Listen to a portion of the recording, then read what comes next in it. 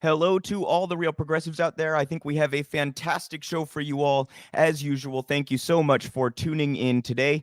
Special guest Shahid Buttar, running against Nancy Pelosi in San Francisco, joined with me and Ramona Massachi to discuss his campaign. It was a fantastic interview. Very much looking forward to bringing you all that. And we have tons of stories to get into here, from an update on Ukraine and Ned Price's embarrassing press conference to Brian Flores' lawsuit against the NFL. We're going to talk about Amir Locke, who was murdered by St. Paul police on a no-knock warrant or raid. And lots more to talk about here. Environmental racism, some media stories to dive into, more Amazon stories. Every week they're doing some sort of horrendous shit. Lots of stuff to get into today. So want to start with the Real Progressives plugs. Please go to realprogressives.org to find all of our fantastic content, articles, podcasts, all that kind of stuff. You can go to realprogressives.org/donate if you'd like to help us out. We are a nonprofit engaged in all sorts of education, media, outreach, organizing, policy space stuff, etc., etc. Please help us out if you are so inclined, and go to realprogressives.org for, as I said, all sorts of educational content, media content, all that kind of stuff. Don't miss the Macro and Cheese podcast on Saturday with our founder and CEO, Steve Grumbine. He's also doing the Rogue Scholar on Monday, Wednesday, and Friday on this channel, on Real Progress in Action YouTube channel. Make sure not to miss those shows. Jody Newell with the Up and Up talking about activism. Make sure not to miss her show. MMT Mondays with our co-editor-in-chief Jabari Morris talking economics from an MMT perspective, drops every Monday night on the Real Progressives YouTube channel. Make sure not to miss his show. Make sure you're subscribed to both of our YouTube channels, etc., as usual. realprogressives.org for more information or to help us out. So I want to dive in here with the Ukraine story today. Tensions continuing to rise. The United States pretending that Russia is the sole aggressor. Jen Psaki insisting at press conferences that Russia is the aggressor and that they are simply responding. And Ned Price had a rather humiliating interview with Matt Lee of the Associated Press, who really kind of actually pushed him, did some good journalism, and pushed him on the claims that Russia was going to engage in a false flag and that Russia was doing all sorts of aggression. And Ned Price seemed kind of stunned that the media was unwilling to simply play stenographer for power, as they usually are. Typically, anything that the Pentagon or the State Department says simply gets repeated and regurgitated on these mainstream outlets as though it is fact, with no proof required. Look back to WMDs for a perfect example. So Ned Price kind of got destroyed. I'm going to show you guys a clip of that in just a second here. But for those who haven't kept up with kind of the basics, the United States has sent troops to the east. They are not in the Ukraine, but we've sent troops to the east. 3,000 of them was the last number that I saw.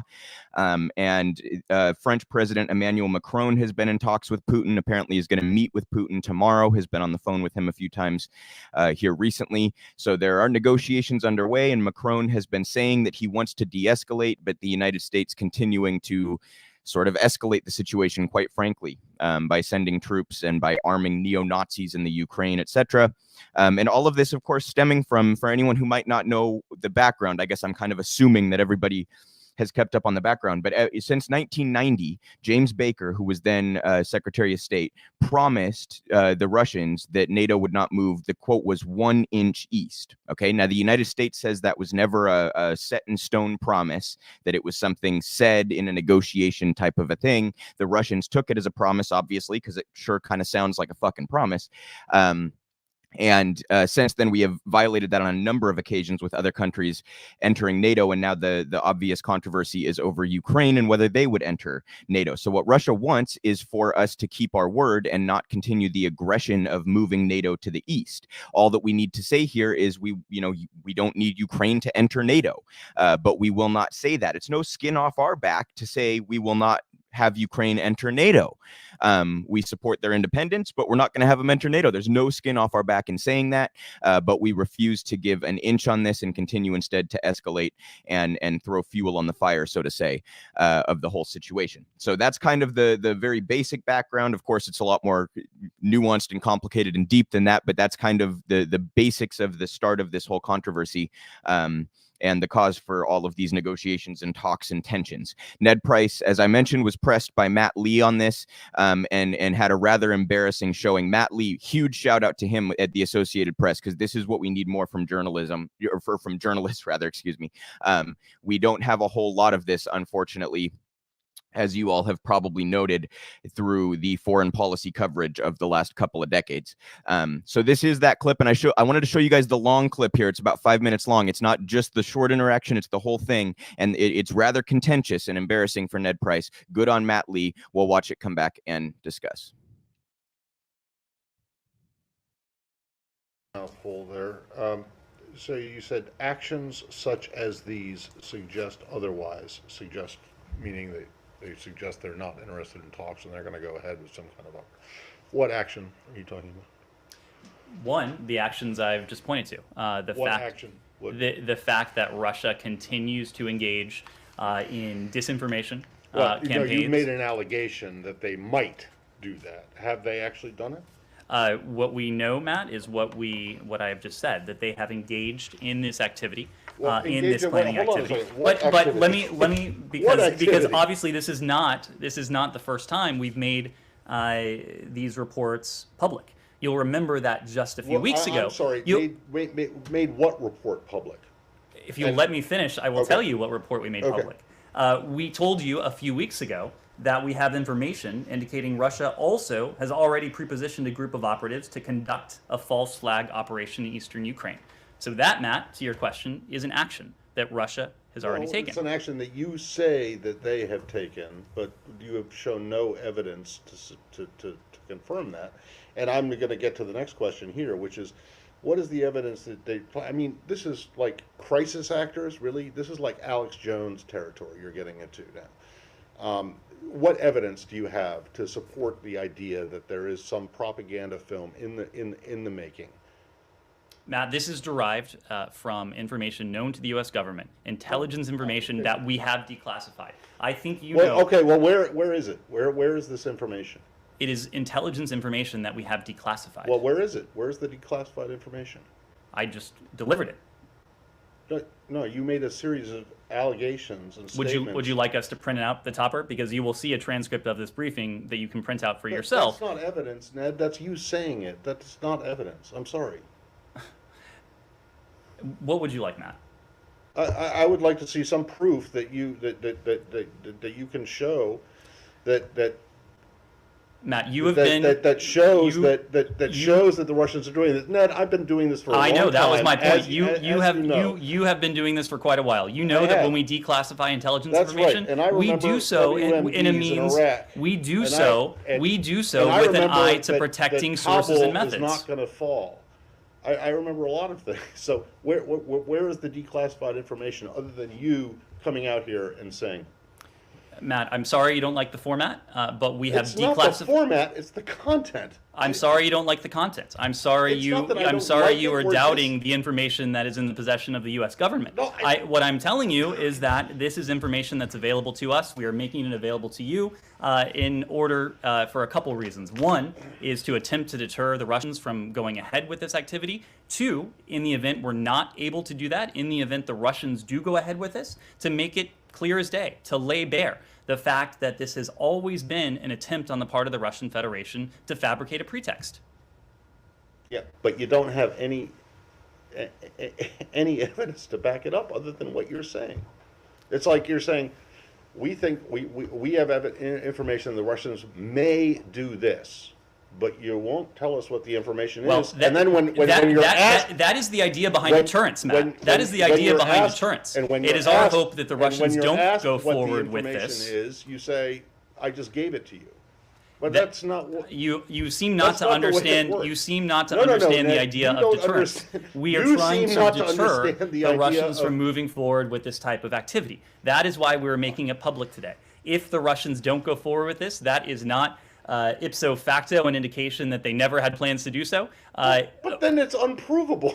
I mean, my God, what is the evidence that you have that suggests that the Russians are even planning this? Matt, I'm not saying that they're not. But you just come out and say this and expect us just to believe it without you showing a shred of evidence that it's actually true.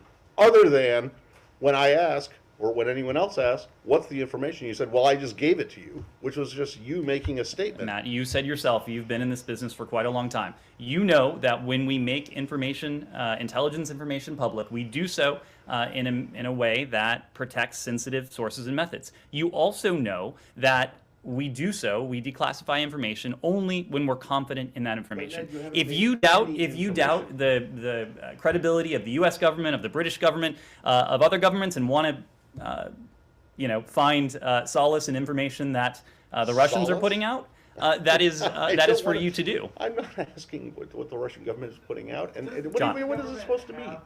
Video, because U.S. officials are describing very specific scenes, but do they actually have a video? The fact that we are able to go into such great detail, obviously, I'm not going to spell out what is in our possession, but I will leave it to you. I will leave that to your judgment, to your imagination. There are no facts that you've spelled out. Coming days.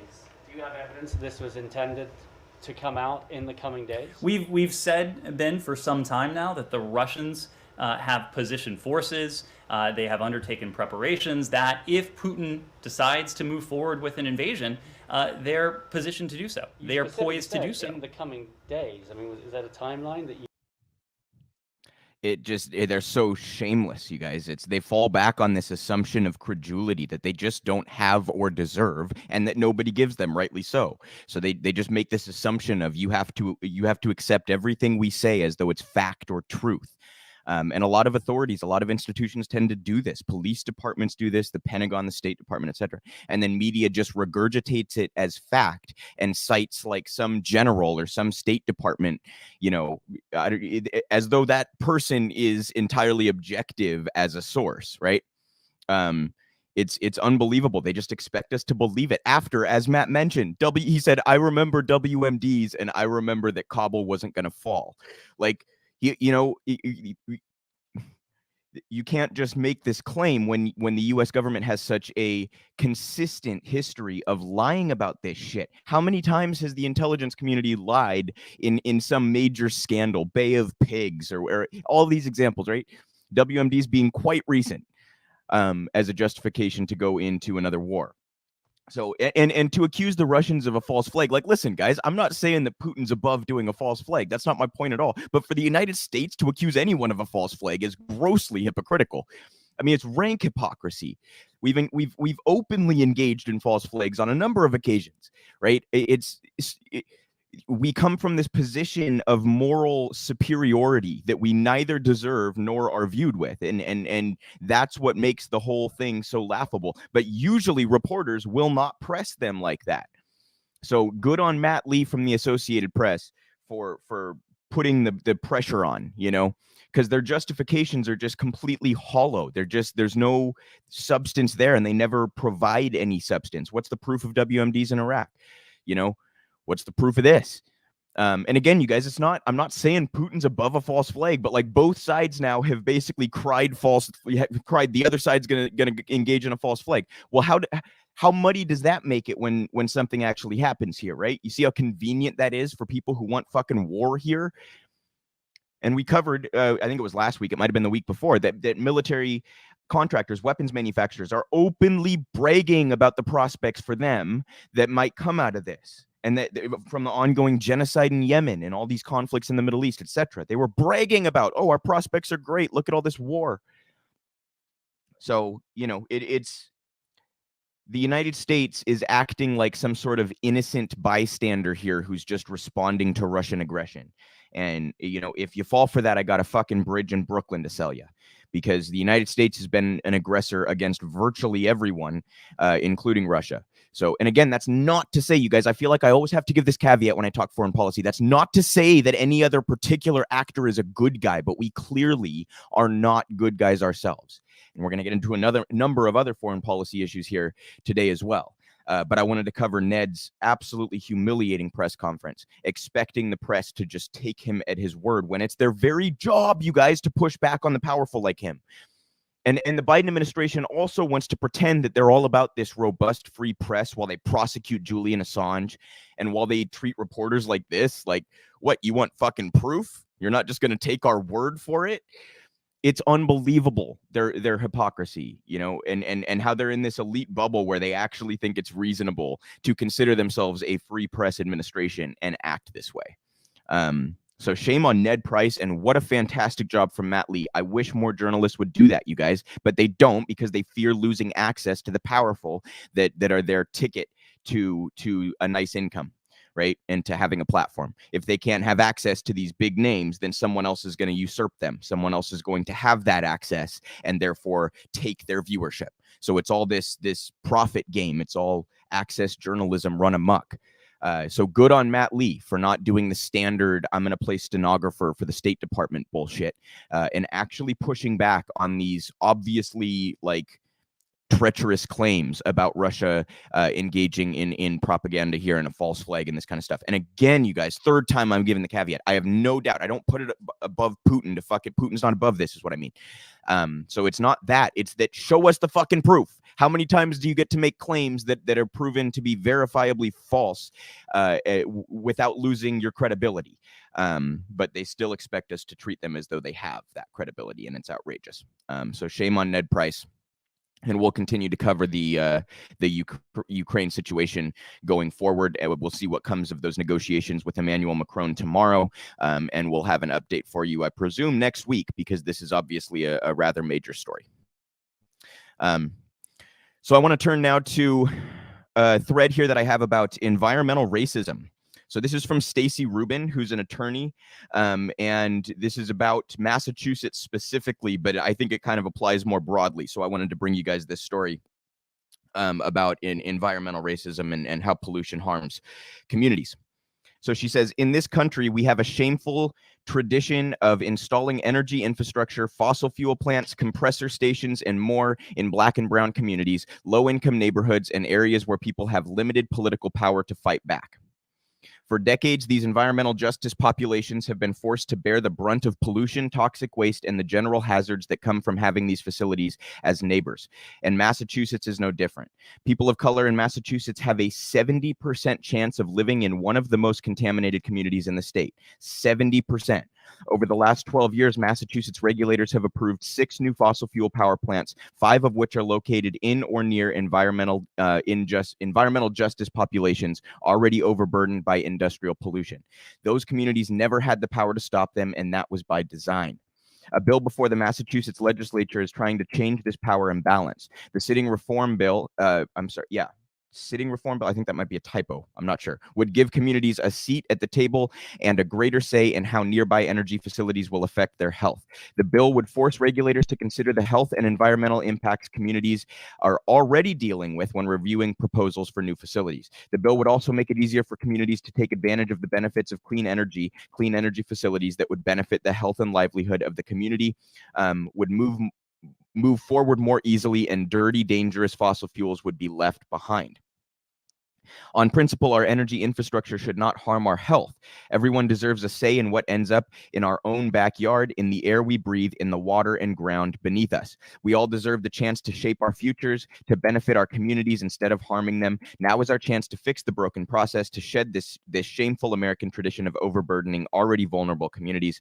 And then she posts an article here where people can take action if they're interested, and tags a whole bunch of people involved. So I just wanted to bring that to you because I think that's a story that probably repeats itself all through the country. Good on Stacey Rubin for bringing that story to us. If you guys would like to follow her, if you couldn't see it on the screen there, it's at Stacey_Rubin. And she with a great thread there explaining how this works. 70% of the Black community in Massachusetts lives in one of the most highly polluted areas. And we know that some 200,000 Americans die prematurely every single year from pollution. That's an outrageously high number, you guys. That's an outrageously high number. 200,000 people every single year. And yet we refuse to act on this. And it's obviously one of those issues, like many in our society, that's essentially, has this implicit bias that makes it you have very different outcomes based upon things like your race, and things like your income, your poverty level. So disproportional impact for communities that are already oppressed. as usual. And we need to work to clean up our environment. And unfortunately, the Biden administration has kind of done the opposite. They attempted, we covered last week how a court struck their attempt to lease more land in the Gulf of Mexico out for drilling down. Biden just not, and we're going to cover later today, he slightly loosened but did not remove tariffs that Trump had put in place on solar panels. So he's just not in any way, shape, or form taking bold action on climate change. Neither are the Democrats. Even the bills that ended up being negotiated, the Build Back Better bill, was really not all that great. It had a couple of provisions that would have been helpful for the environment, but it was the tiniest step in the right direction, nothing remotely close to adequate. And even that couldn't get passed. So Democrats and Biden just doing significantly less than the bare minimum and wanting to portray themselves as some sort of environmentally friendly administration. It's just not true. And the impacts of that are not just the climate crisis and the long-term impact of climate change. Those effects are also impacting communities right now, disproportionately racial minorities and impoverished communities. People dying prematurely from pollution.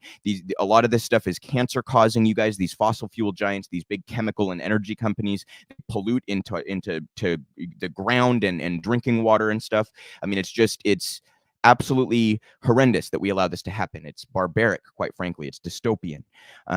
But we prioritize the profits of these big oil giants and chemical companies and energy companies over the well-being of these impoverished communities and of racial minorities. And that's disgusting. It's another example of the systemic racism within our society. Good on Stacey Rubin for bringing that to light. And I encourage people to pay attention in your local area to how these big companies are going about their waste disposal. Especially if you're looking to buy property or looking to move somewhere. You might want to take that into account, right?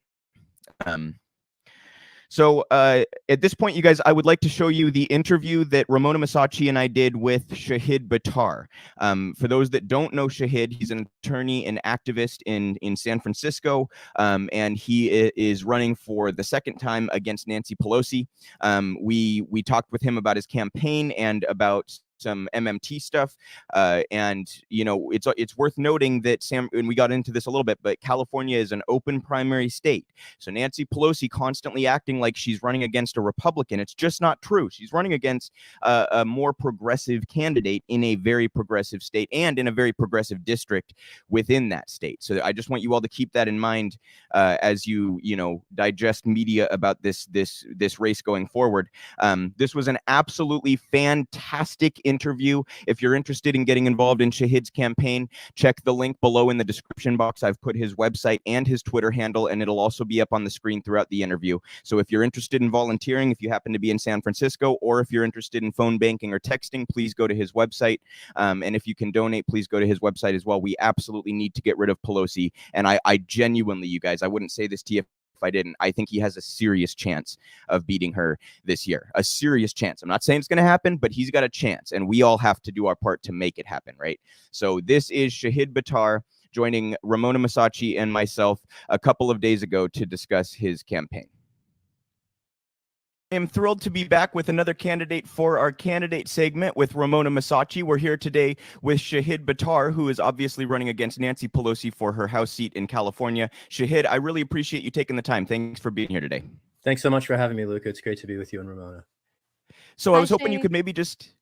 Yes, hello's all around. I was hoping you could start by just give the people a little bit about your background. Who are you? How'd you get into politics? What inspired you to run for this seat yet again? And what's your background like? Thank you so much for asking. I'm an immigrant and a constitutional lawyer. I'm an artist and a grassroots organizer, and I've spent the last 20 years as a policy advocate, as a nonprofit leader, as a community organizer, both in San Francisco and in Washington, D.C., as part of a series of successive progressive movements. I was part of the Occupy movement. I was part of the movement to stop the wars in Iraq and Afghanistan. Before that, I sort of came out of the anti-globalization movement of the 90s. And having been a part of every progressive social movement of the last generation, from that era through the Ferguson uprising, through the George Floyd uprising, to have been a part of those struggles from the street to the courts, I have witnessed for entirely too long the failures of Democrats to stand up for their stated principles. And that's why I'm running to replace the leader of the corporate Democratic Party. I remember an era in US history when Democrats stood for things like basic human rights to healthcare and housing and food. I'm thinking of the Second Bill of Rights that FDR envisioned. And that's the vision that brings me to politics. I'm particularly eager to restrain the Pentagon and the military industrial complex. I see it as a human rights abuse engine for not just human rights violations in other countries, but when we think about the interconnection between militarism, racism, and consumerism, as Dr. King warned us, it leads straight to the climate crisis. And I do see the climate catastrophe as the proof positive that, as he warned us, injustice anywhere would be a threat to justice everywhere. And so I'm here to heed his warning and to do everything that we can to guard justice in the economic sphere, justice in the racial sphere, and justice particularly in the climate intergenerational sphere. And eager to offer San Francisco a better choice for the future. Yeah, 100%. Can you talk a little bit about what inspired you to run against Pelosi, and maybe just give the audience a general description of the differences in your positions? What differentiates you from her, and why do you think she needs to go, and why do you think you would be a better representative than Nancy Pelosi? The reason I'm running against Pelosi in particular is because she is the voice elected to the House of Representatives from the city I live in. So there's no particular strategy beyond just wanting my city to be better represented. In terms of the contrast, we could go on for this all day, but let's start maybe at the beginning. At the moment, Nancy Pelosi is taking a lot of appropriate heat for having, for decades, embraced congressional insider trading, basically filling her pockets at the expense of both the legitimacy of the marketplace and the legitimacy of congressional policymaking to be free from corporate influence. And the corruption of both the marketplace and Congress at the same time through this open, unapologetic, continuing corruption that has been longstanding for years, embodied in the poster child of the leader of the Democrats in the House, to me is disqualifying. I see this as just straight up open corruption. There's no way to mitigate that. Now, frankly, the corruption in Washington that Pelosi represents has many dimensions, many layers that compound each other. What we're talking about at the moment is the systemic corruption of Congress, demonstrated by the individual corruption of a particularly spectacularly wealthy dynastic oligarch. So Pelosi herself is the daughter of an East Coast political dynasty. She won her seat in 1987 to a special election, has not debated a challenger since 1987. And how different is the world today than it was in 1987? And how many people get to go 34 years without a job evaluation? And I see in particular the last 34 years characterized by a series of through threads. The first one is recurring wars for profit that she has supported at every turn. Another one is a sustained crisis in mass incarceration and domestic predatory policing, of which she has been an architect. The rise of mass surveillance, constitutional violations en masse, which she has also supported at every conceivable turn. We're living through a pandemic. Nearly a million Americans have died. The nonprofit group Public Citizen has documented that a third of those deaths could have been prevented if we in the United States simply had the same basic right to healthcare as do the citizens of every industrialized country on planet Earth. But here in the United States, where we are uniquely denied a right to healthcare by figures including Nancy Pelosi, who refuses to even allow a floor vote to proceed on the House, yet another demonstration of corporate priorities displacing the vital needs of the public. And I support not only Medicare for all and establishing a human right to healthcare free at the point of service, I would also like to establish human rights to at least subsistence levels of housing and food as basic human rights. They are, in fact, human rights in other countries. And when they tell us in the United States that other people hate us for our freedoms, we should recognize that we have fewer freedoms than other people. And when we sing anthems at baseball games about living in a land of the free and the home of the brave, we should recognize that those are aspirational statements that in no way describe the country that we live in or have lived in. This is a land of the police and the prison slaves. That's what we live in the United States, and we should be real about it. And if we acknowledge our history and its frankly devastating failures that have their hands around the neck of the present and will kick the future off a cliff if we don't carve a different path, that's ultimately why I'm running for Congress, and to offer San Francisco a choice that favors climate justice, a choice to end student debt and cancel it. I favor not only increasing the federal minimum wage to 15, but beyond that to $25 an hour to match the increases in productivity growth. I'm eager not only to secure the Green New Deal, but to go beyond that by nationalizing the fossil fuel sector and taking off the table the profit motive that incentivizes the calamitous corporate plunder of scarce, non-renewable natural resources. I'm eager to shrink the Pentagon. I'm especially eager to contain and ultimately dismantle the NSA and the CIA, the three-letter agencies that have been laying waste to human rights, both here within the United States and around the world for generations. And I'm eager to address the needs that emerge in the future and to help our country make some better choices. Ramona? Right on. So can you tell me a little bit about your district? So I have a lot of friends that I used to live in New York. So I have a lot of friends that moved from New York to San Francisco, and they couldn't afford living in San Francisco anymore. So they moved to Oakland. And so is Oakland also part of your district?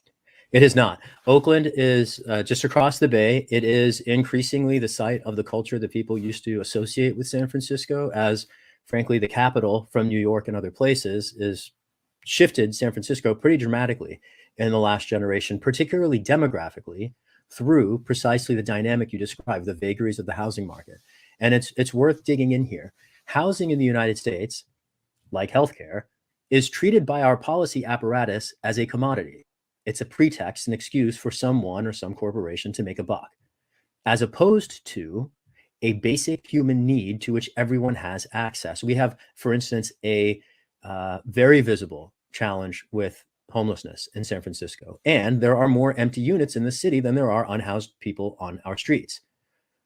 Tens of thousands of people need shelter every night here. And there are tens of thousands of empty spaces in which they could be, but they're not, because those spaces, of course, are prioritized for someone to make a buck. And this is a perfect example of capitalism undermining and preempting human rights, basic human rights. Every day in the United States, somebody is dying from exposure so that other people can make money from real estate speculation. And that is an absolutely senseless choice. In the same way, just to connect those two issues, the leading cause of homelessness is medical debt. So we are talking about prioritizing not just the profit making in the real estate industry, but pharmaceuticals as well, healthcare delivery, health insurance particularly. And we're prioritizing all of those industrial complexes before the public. And our district here in San Francisco feels it particularly acutely. Just to delineate the contours of the district, it's just San Francisco, nothing beyond it, and not even all of the city. Jackie Spears district carves into the sort of southwestern quadrant, let's say. So it's just the most progressive parts of the nation's most progressive city, which happens to have been represented for 34 years without a debate by a dynastic oligarch, constraining and impeding every progressive priority and defending the corporate center from the ongoing challenge by the left that I represent and am eager to take to Washington on my city's behalf. So that kind of pulls me into the question I wanted to ask next, and that's politically. And please correct me if I'm wrong here, because I'm a Seattleite and I don't know your district all too terribly well, but it does seem like it's a very progressive area, and it seems like people maybe share your politics somewhat broadly. And while I know labels can be a little bit dubious, I'm just confused by the lack of traction for progressive politics in San Francisco and the stability that Pelosi has been able to maintain throughout her term, despite her very obviously, especially as of the last couple decades, not being anything remotely close to progressive. I'm just curious what your thoughts are on where that disconnect might be. Thank you. There's a couple different layers. One of them is the party patronage network, which is profoundly influential. This is a one-party city, and any one-party city begets corruption. You can see that across the country. A further problem here, and attendant to that, is the press. So if the public had an opportunity to evaluate the candidates and the choices before it and knew the record of the incumbent, I'm quite confident that our city would have made a different choice a long time ago. But Pelosi's record in office is actively obscured by journalists who have an ethical commitment to inform the public. That's why journalism exists as a fourth estate, to enable, among other things, government transparency. But when Pelosi gets away with, for instance, claiming publicly that her opponents are Republicans when she's running against a Democrat, or when she gets away with ducking debates for 34 years, or trading inside stock and putting her stock portfolio before the public interest without reporters ever asking her questions. Let's be clear about this. The recent controversy about congressional insider trading was sparked by a journalist finally showing up for work. I mean, it's not like we don't have journalists, but where have these questions been? It was never okay. Right. And it infected all kinds of policy processes in the past. And it's not like we haven't been calling that out for years. The movement's been calling this out for much longer than I've been running for office. And this has just been open, outright, unapologetic, ongoing corruption. And again, I'm grateful that the controversy is finally emerging. If the public knew the half of it, even that's just the tip of the iceberg, right? What people are responding to generally in this controversy is the corruption of the marketplace. Pelosi says that it's a free market. Members of Congress should have a chance to participate in it, conveniently overlooking that the market is not so free when she and her colleagues have unique access to information. But the corporate corruption of the policymaking process is so many layers worse than that. And the political culture, frankly, has yet to seize on that at all. And we can see that influence in every conceivable sphere. There was a Princeton study a few years ago which documented that Congress and the policymaking outcomes that emerge from it in no way correlate with public opinion.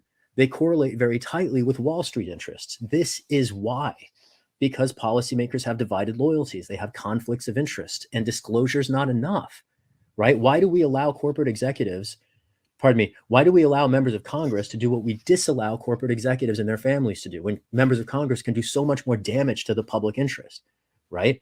The corruption, the self-insulation, the self-enrichment at the public's expense by powerful legislators on both sides of the political duopoly is an object of concern for me, and I think a great many Americans, and I hope that it unites us across our various tribes, because tribalism is part of the problem right now. We are living, and my candidacy is less an expression of a political goal or motive than a constitutional one.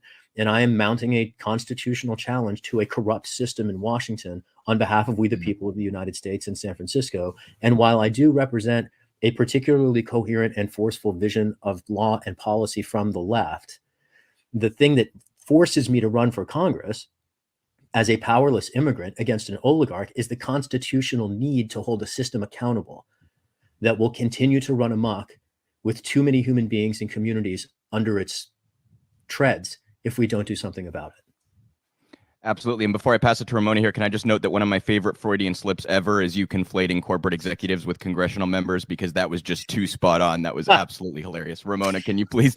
I noticed that as well. That's why I was laughing. So you ran against Pelosi last election cycle.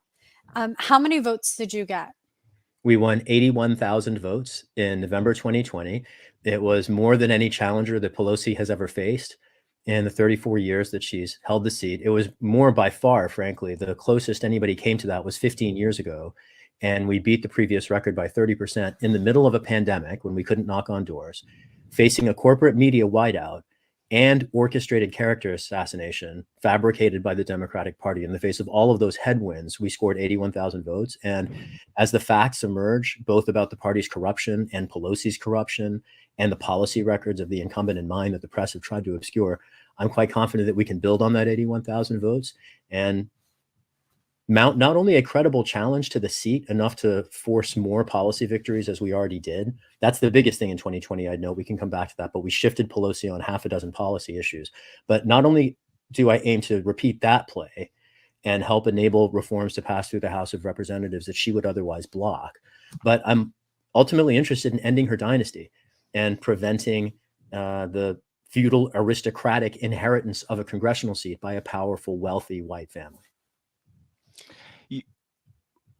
You just briefly, you touched on this a little bit earlier, but can you make sure the audience understands you are an open primary state? Do I have that correctly? Yeah. Open so the framing that she's against a Republican is very disingenuous. Can you just briefly talk about that dynamic? Thank you. Yeah. So the structure here, not only do we have an open primary, but it's a jungle primary, meaning it's a top two primary in which all of the party's candidates run against each other in a single election. and the top 2 vote getters advance to November. So in 2020, I became the first Democrat other than Pelosi to win the primary here. And so I became the first Democrat to face her in a November election in November 2020. And so when she claims that she's fighting Republicans, she does nothing of the sort. And even when she claims that she's doing it in Washington, that's more theatrical than real. Tearing up a speech of a fascist president who she invited to give a speech in Congress at her own behest is frankly weak sauce.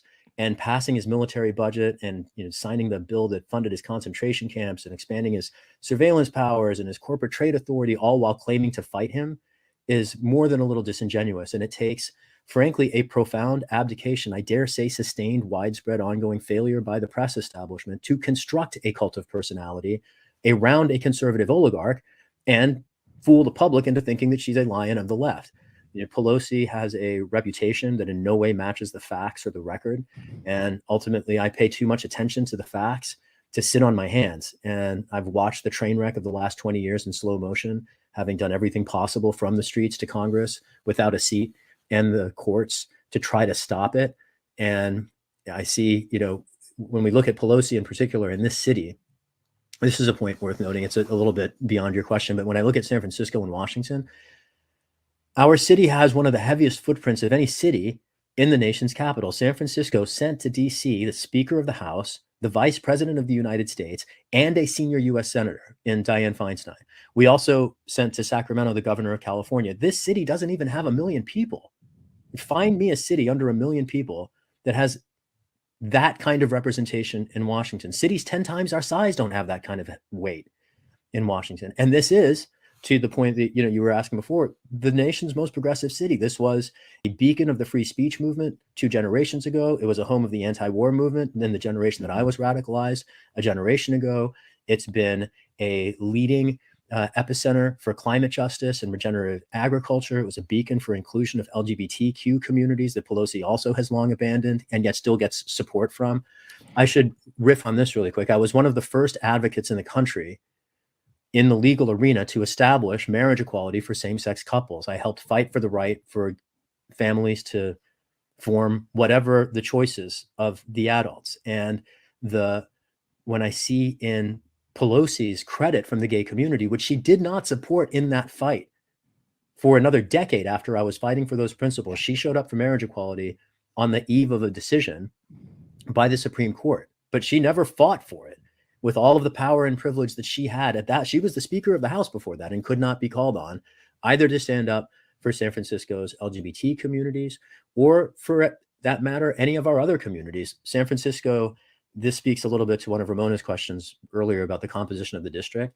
We've sustained one of the most intense and transformative gentrification waves of any city in the country. The racial composition of San Francisco has changed dramatically in the last generation. Our city had as many as 12, 13% African-American residents a generation ago. We're down to 4%. And that's driven largely by the housing regime. Nancy Pelosi is a wealthy landlord, and she has long impeded any number of reforms to make it easier for renters to get by. Like, for instance, the Cancel Rents and Mortgage Act that Ilhan Omar proposed after the pandemic set in, which would have forced banks to pay the cost of housing. And Pelosi, just like Medicare for All, would not let the bill proceed. And how different might the priorities for Democrats be if they weren't led by a mega millionaire oligarch putting her stock portfolio before the needs of her constituents with the assistance of a press too complicit to observe the facts? And I know I keep returning to that theme, but it's just one that I have a hard time looking past. And I see so many people in the political sphere defer to this open corruption with demonstrable policy impacts as if we don't see them painfully every day. So Pelosi had told everybody that she was going to retire, and then she changed her mind. Not quite, but go on. I'll Go ahead. Tell me, how did it actually, because that's what I saw. So tell me the inside. She never promised to retire. And this is another thing that drove me mad. So many people in the political apparatus have expected her to retire for not any good reason. And I wish I were proven wrong more often, frankly. But this is not the first time I've watched Washington sort of fall asleep at the switch, and San Francisco too, for that matter. She promised to pass the gavel in a previous session as a condition to get the squad support for her to serve as the speaker. Now, the conventional wisdom is, once you've been the speaker, why would you step into the back bench? So if she promised to pass the gavel, that must mean she's retiring. And that's just a vast leap that requires ignoring a whole bunch of things. First of all, her power does not inhere in the gavel. Yes, she is the Speaker of the House, but her power inheres from her fundraising prowess and the fact that she uses it both as a carrot and as a stick. She's an enforcer of corporate rule across the party. That's where her power comes from. It's not the gavel. So she can pass the gavel, retain all of the power, and none of the accountability. She's not a powerful orator. She doesn't inspire people. She's an enforcer. That's a much stronger mode of power wielded from the shadows. So for her to give up the gavel, if anything, could make her stronger. Moreover, and this is the gloss that I think it just drives me insane how much people can pay attention and ignore the obvious. It has been an open secret in San Francisco, now reported in the press by the LA Times, by CNN, by Politico, that should Pelosi be allowed to retire in office, her plan is going to be to put her daughter in her seat in a special election in the same way that she herself won office 34 years ago and has not shown up for a debate since. Like, I don't even, and people pretend that elections are like choices between personalities. Like, I don't, it's not about me, to be honest with you, as much as I am eager to serve in Congress. The career of it, I have absolutely no interest in. It's why I'm running against the most powerful member, right? It's the principle and the policy of it. And I see the idea of a dynastic transition as open feudal aristocracy. As an immigrant, it offends me. And as a constitutional lawyer, it offends me for independent but similar reasons.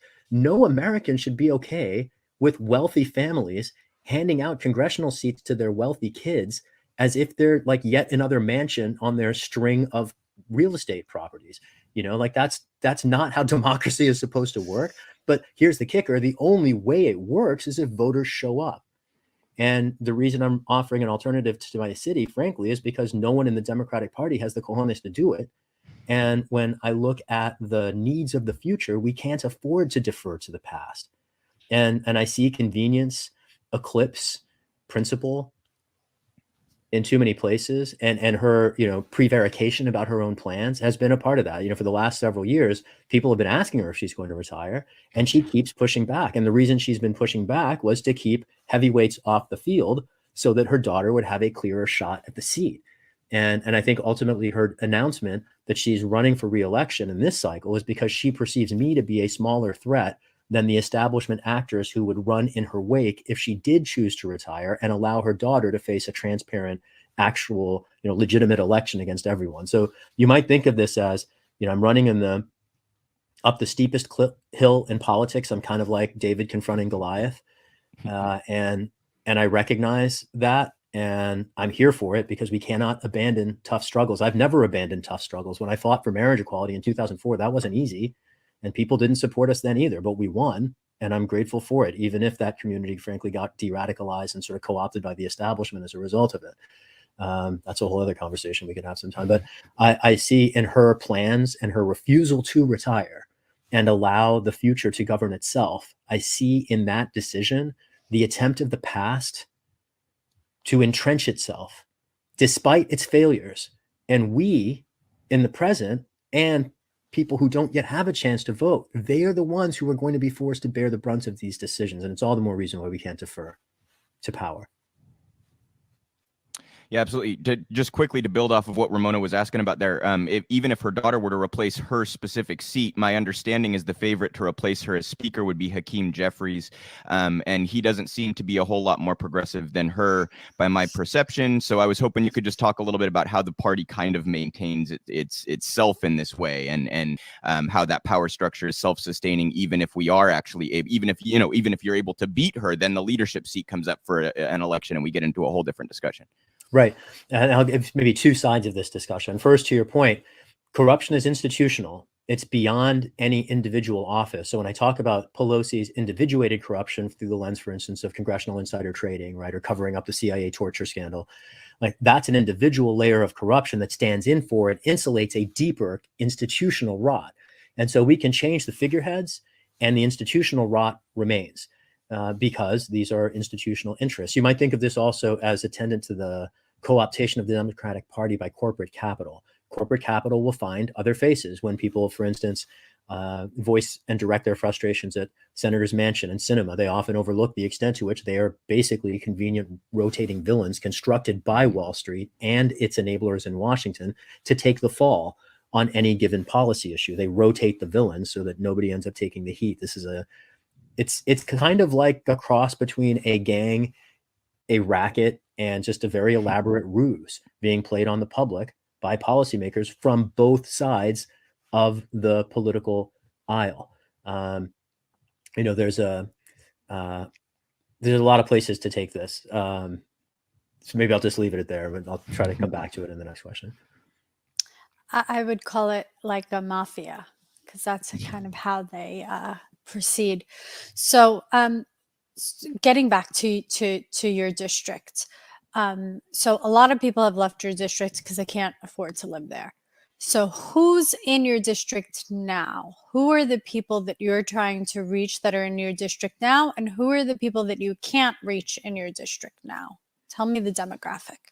So San Francisco skews much wider than the rest of the country. It skews both more affluent. On the one hand, we have the densest concentration of millionaires and billionaires in the country, alongside one of the worst per capita demonstrations of the failures of our housing market in the ubiquitous presence of our unhoused community. We have tent encampments all through the city, large ones, and it's a reflection of the failure of a system, particularly a system that is channeling wealth upward, and has, particularly in the last 2 years during the pandemic. We have a district that includes substantial numbers of Chinese American community members and Spanish-speaking community members. And so language access is one of the challenges that confronts us as we're reaching out to voters. One thing, since you asked me to reflect on the composition of our district, it's worth noting here, Washington is currently beating war drums in two different directions at once, both with Ukraine and China.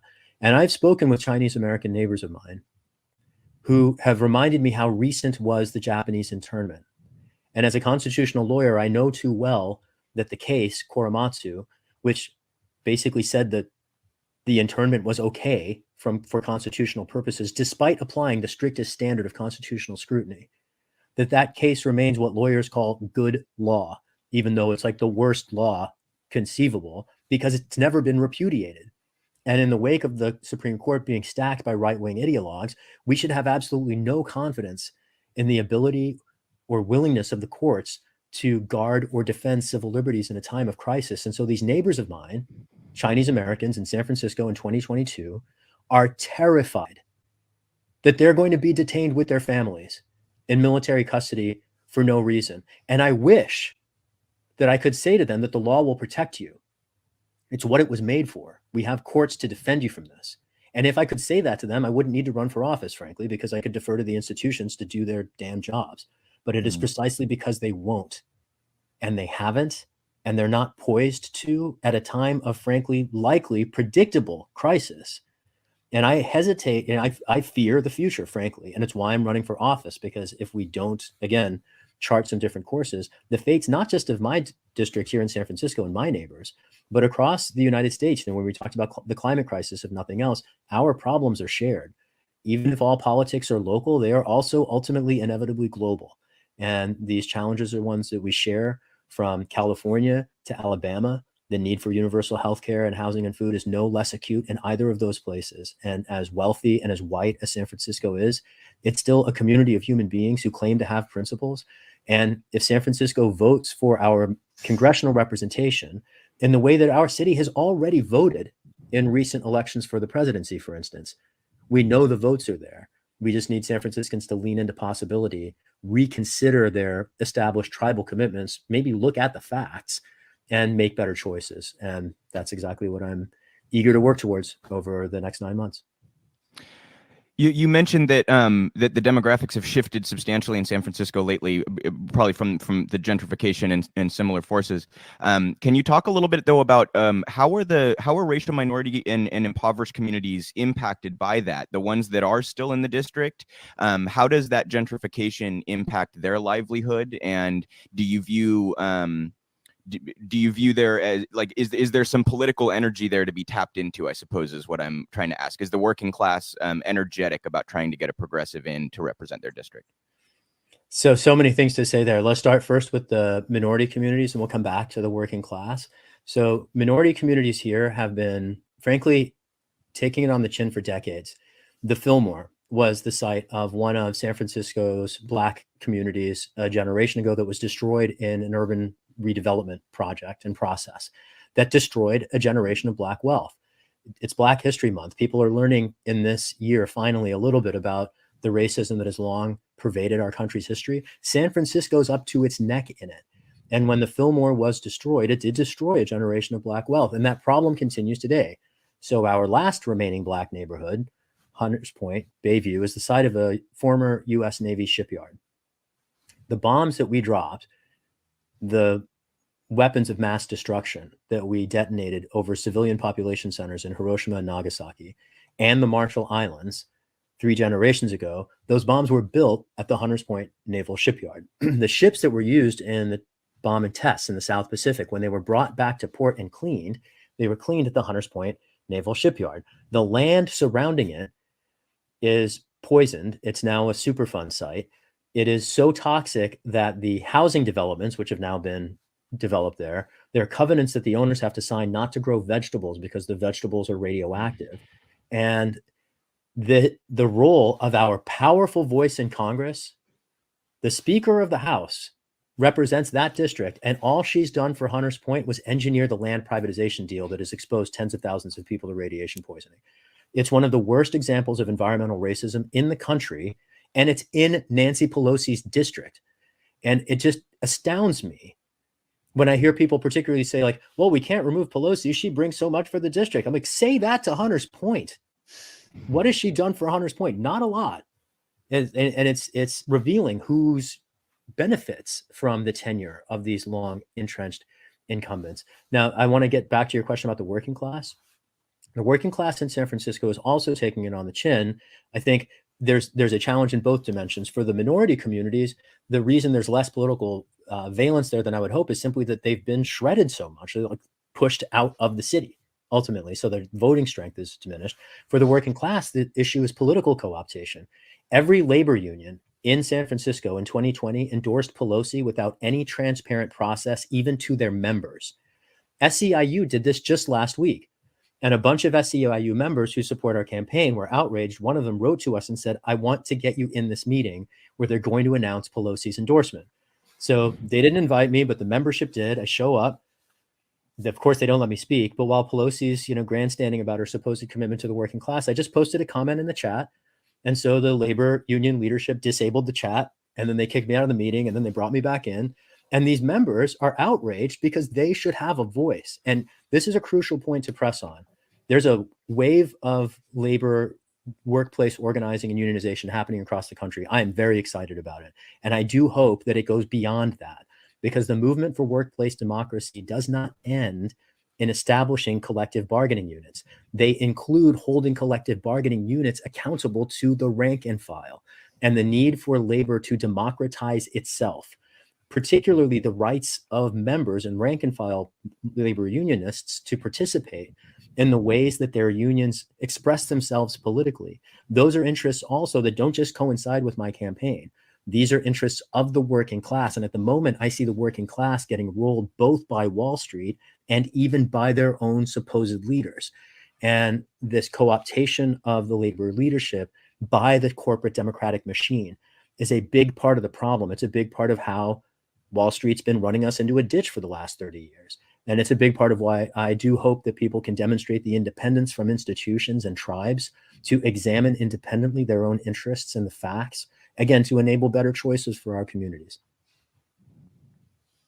Is there enough of a group of labor in San Francisco to be able to oust Nancy? Is there enough to organize with? Well, as long as labor is co-opted by her and won't even entertain alternatives, it doesn't frankly matter, right? In other words, at the moment, labor doesn't fight her at all. Labor is a crucial part of her constituency. She co-opts labor routinely. And So labor what about calls the shots. ultimately, if labor chooses to demonstrate independence, they absolutely could put a different voice in place.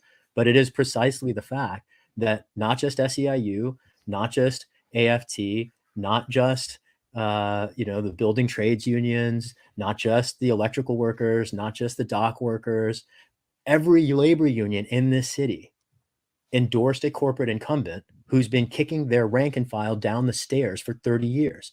And their rank and file deserve better than that. And this isn't about me. It's not about politics, like in the electoral sense. This is about community representation and the right of grassroots working class people to have a voice ultimately. And that's who I'm fighting for. I'm fighting for it both in the electoral arena, and I'm forced by the circumstance and the co-optation of the labor movement to fight for it within the labor movement as well.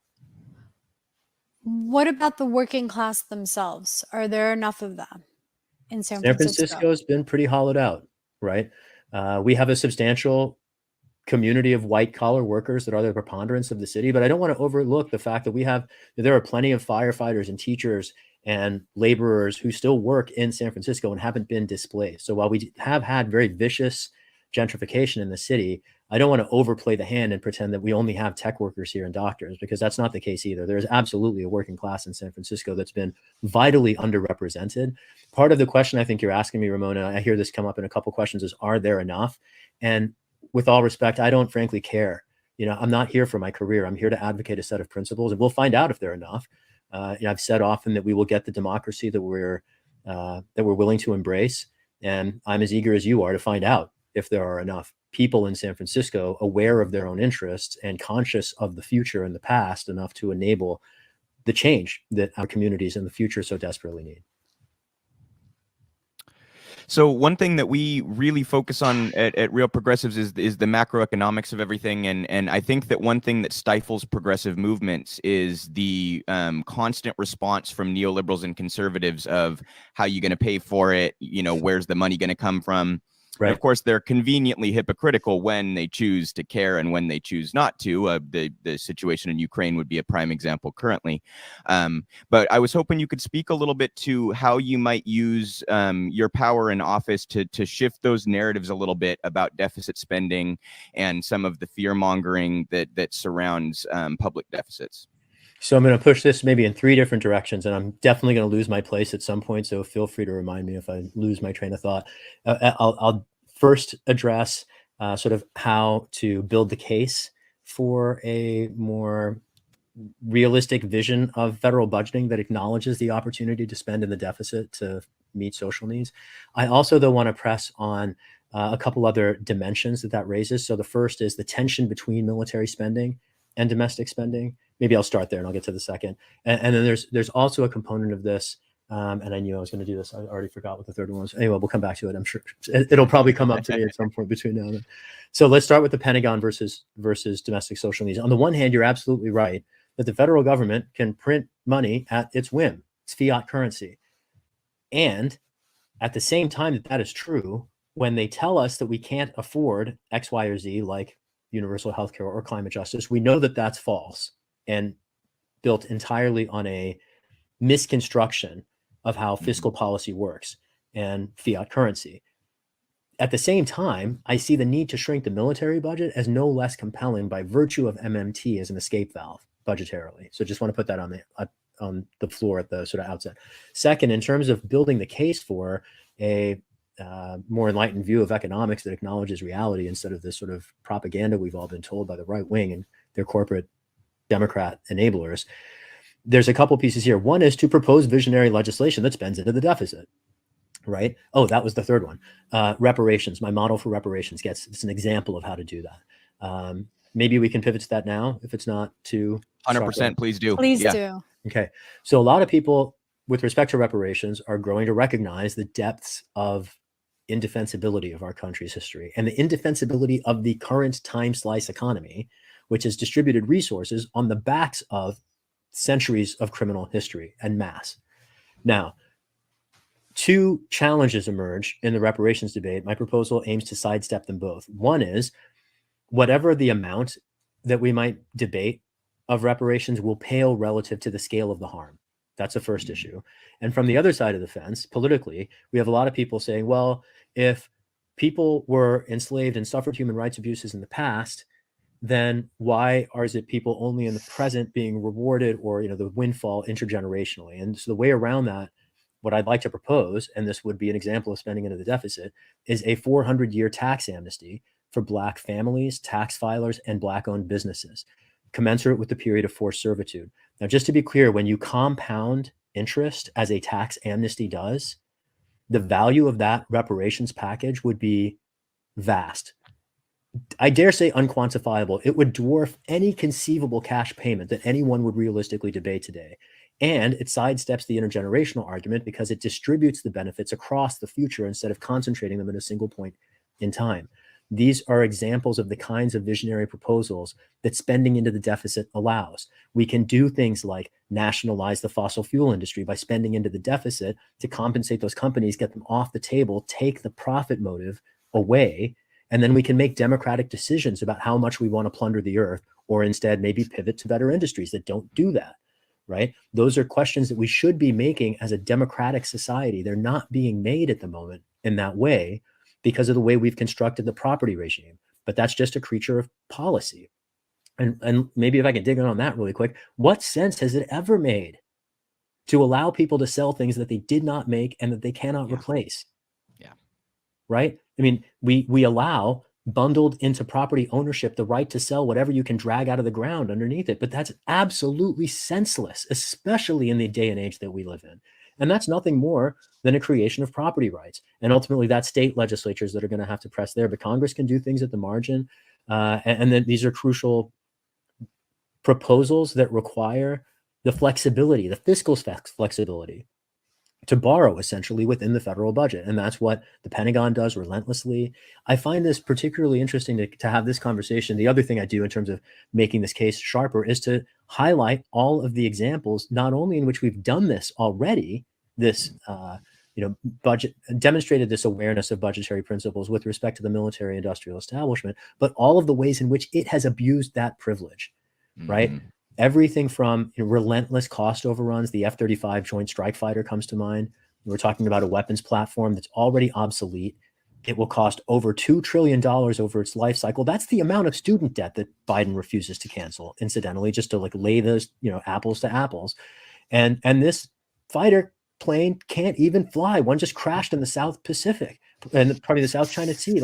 What is going on here, people? And I see so many Americans fear fascism as a far-off future phenomenon, not recognizing that it is here. And if you have dark skin in the United States, you might recognize that it's been here for a long-ass time. And I'm grateful that more Americans are coming to confront reality and grapple with it and overcome the cognitive dissonance that is enabled, to use Dr. King's words, the white moderate to escape accountability for its institutional deference for so long. And this is a current crucial moment in history to determine which way will the future break. Will we attempt to maintain the institutions of the past, which are already proven devastating to human life and communities? Or will we make better choices and recognizing the flexibility of our governments to meet the needs of our people, whatever the lines on the balance sheet look like, particularly when so many lines on the balance sheet are dedicated to destruction and misery with no conceivable useful purpose? It is all just a pretense by a corporate establishment to keep us from our needs and our rights. And ultimately, that's why I'm here, because power concedes nothing without a demand. I see the power of the corporate military industrial establishment arrayed against the needs of we the people of the United States. And that's why I'm eager to offer my neighbors a better choice, and grateful for the chance to connect with you today. So how are you reaching your future constituents? Do you have a large volunteer base? Are you planning on knocking on doors? How are you going to go about bringing people in? Yes to all of the above. Knocking on doors during the pandemic's a little complicated, so I'll be honest with you, the bulk of our outreach to voters directly has been over the phone.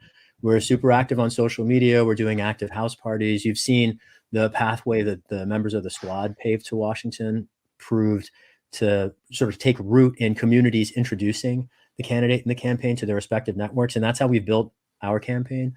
We have a very active operation on the ground in terms of events and being present at movement events. and organizing movement events. For instance, over the holidays, we organized a General Assembly at Pelosi's office about congressional insider trading. And the people that were there included military veterans, students, families. We've done actions at Pelosi's house and office around issues from Medicare for All to climate justice. So that presence in communities that are already mobilizing has been a crucial part of the campaign. And the field program, which you're describing, knocking on doors, meeting people in their communities, that's all also coming. We've got 4 months before the primary election and 9 months before the general. I'll throw this on the table too. It was one particularly creative thing that we did in the last cycle. We haven't yet done this cycle, but we will soon, I hope. And that was take the show on the road. In addition to being a constitutional lawyer, I'm an MC and a DJ as well. And I'm fond of saying that house music brings us all together. And so we have a mobile art car that we use to basically get into the neighborhoods and share the message around the policy proposals, the Green New Deal, Medicare for All, doing it with a little music and flavor and reaching beyond the usual suspects to engage, young people, engage people who like to dance more than they might care about policy. And we've had some success reaching voters through all those different mechanisms. And we're going to leave no stone unturned over the next 9 months to make sure that everybody hears about the alternative that they have, even if the corporate media continues to white us out. That is so. I love it when we are able to build community around a campaign. I think that is so. That's really cool, and it's an effective organizing tool as well. And just as a total random aside here, I did have the privilege just before COVID hit. I was in San Francisco volunteering for Bernie, and I met some of your wonderful volunteers who were kind of mingling with some of the Bernie volunteers in the Mission District.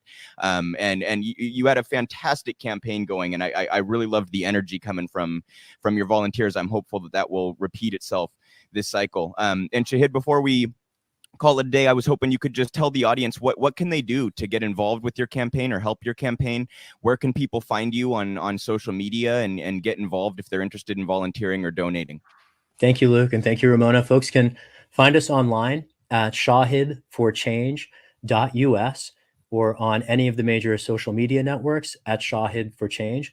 Ways to get involved: you can donate to the campaign, you can sign up to volunteer. There are any number of tracks that unleashes, everything from graphic design, social media amplifications, content administration opportunities on the website team, opportunities on the field team, introducing us to your network or helping other people set up events to do that. There's a million different options. I'll throw out one in particular. If any of your listeners are particularly frustrated with the media, we have a team that's training volunteers in how to influence media by leveraging social media and email as a communication medium. So if you're ever find yourself frustrated by the deference to Wall Street and the news that you consume, join us and let us train you how to help shift that. And we'd encourage you to use that both to help our campaign and whatever other campaigns are happening in your community. Thanks again for having me on. It's great to be with you guys. Of course, I really appreciate you taking the time, and I want to encourage the audience. We've had Shahid's Twitter handle and website up throughout this interview. Make sure you're checking out his website and following him on Twitter, and we're also going to put those in the description box. Get involved if you possibly can. If you happen to be in the San Francisco area, make sure you're getting involved in Shahid's campaign. Shahid, thank you so much for taking the time to be here. I really appreciate it. Same to you. Thank you, Luke. Thank you, Ramona. Keep up the great work. Bye, Shahid. Thank you. Absolutely fantastic interview, you guys. Shahid is so knowledgeable and articulate, and I think he would be a fantastic representative. Certainly a huge step up from Nancy Pelosi, right? As I said, I just really want to reiterate, if you can help out with this campaign, in the description box there is Shahid's campaign and his Twitter handle. If you are interested in getting involved, volunteering, or donating, I encourage you to do so. And also, if I could just give a quick plug right now, he was talking there at the end about media, groups like Real Progressives and Real Progress in Action. We don't get any support from the corporate algorithms and such. Please hit that like button, leave us a comment, share this stream on your social media or with your friends to help us get the word out there as well, and to highlight other fantastic candidates. Huge thanks to Ramona for participating in this segment. We're going to bring you candidates as many weeks as possible. We hope every week between now and the primaries, or very close to that. MMT informed candidates on the left, who, as I say all the time, you guys, I think electoral politics is just one of the tools we have, but we certainly shouldn't throw that tool away. And with candidates like Shahid, it is certainly worth trying to wield that tool and do some damage with it and move things to the left, right? So huge, shout out to Shahid for taking the time there. He is a fantastic candidate, and I encourage you all to support him and support networks like Real Progressives if you possibly can. Our website, again, is realprogressives.org, realprogressives.org/donate if you're interested in helping us out. But really, you guys, the interaction helps a whole lot. If you just drop a comment, leave a like, hit share, that kind of thing. So big thanks to Shahid and Ramona, and we will be back hopefully next week with another candidate segment for you guys. I want to move on to some stories pertaining to Amazon. Seems like we have things to cover with them virtually every week. And I picked the Washington Post here for a reason, because I want to show you guys sort of the angle that they cover it from and how horrific it is. This is what owning a paper gets Jeff Bezos when it comes to stories about his company's misconduct. So this, again, the Washington Post, NLRB accuses Amazon of threatening, surveilling warehouse workers on Staten Island. So they are covering it, but I have a few points here that I'm going to point out how it's framed and that kind of thing. This is by Aaron Gregg. Federal labor regulators on Thursday accused Amazon of illegally surveying and threatening workers who are trying to unionize a Staten Island, New York warehouse. The complaint, first reported by Bloomberg News, marks the National Labor Relations Board's latest brush with the e-commerce giant over questions about its tactics. The NLRB wants to compel Amazon to take certain actions to inform workers of their right to organize, according to Kathy Drew King, a regional director for the agency. Amazon repeatedly broke the law by threatening, surveying, and interrogating their Staten Island warehouse workers who were engaging in a union organizing campaign, King said in a statement. And I want you guys to notice here, we're in the third paragraph. They already have Amazon's statement. Now, I'm sure a lot of you at home read a lot of news. I read a lot of news. That is usually at the bottom of the article. So the Washington Post, who's conveniently owned by Jeff Bezos, putting that a little higher than usual, and I think that's worth pointing out. So they say Amazon spokeswoman Kelly Nantel said the allegations were false, adding without elaboration that we look forward to showing that through this process.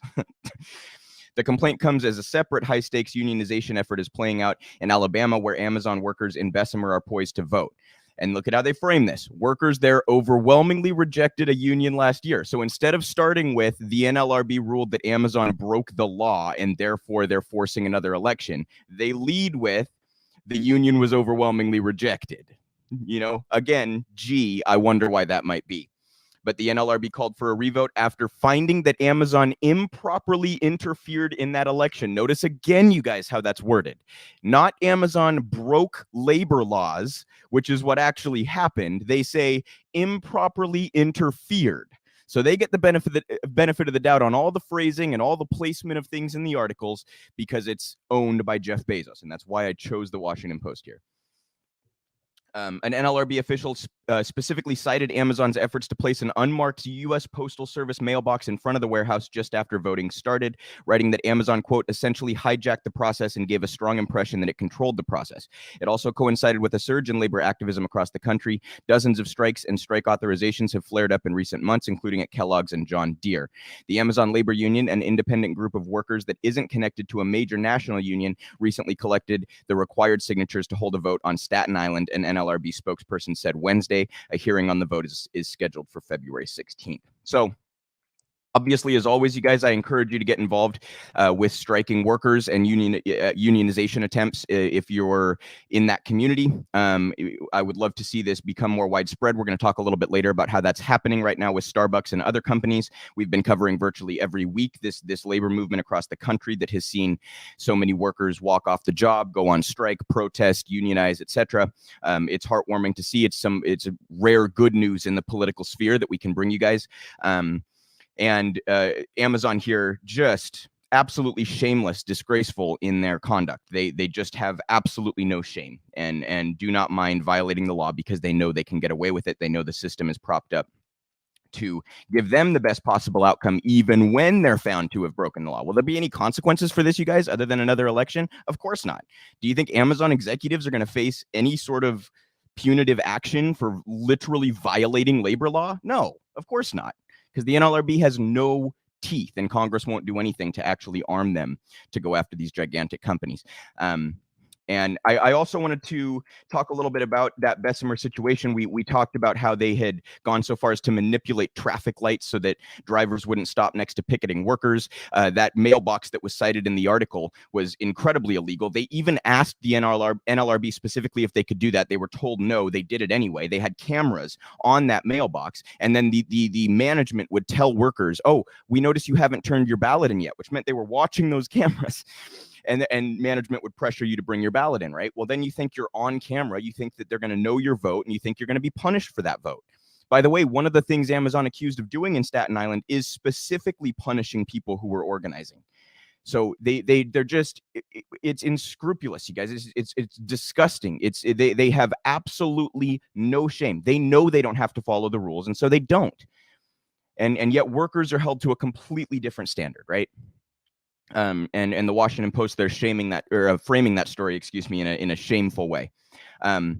And there's also the story, I didn't bring up an article about this, but I'm sure some of you saw it. Jeff Bezos has a new fucking super yacht that he had built. And apparently they are literally taking down a historical bridge in Rotterdam, a bridge that was bombed by the Nazis in World War II and was given historic status. They're taking that bridge down so that Bezos can get his fucking super yacht out of where it's built.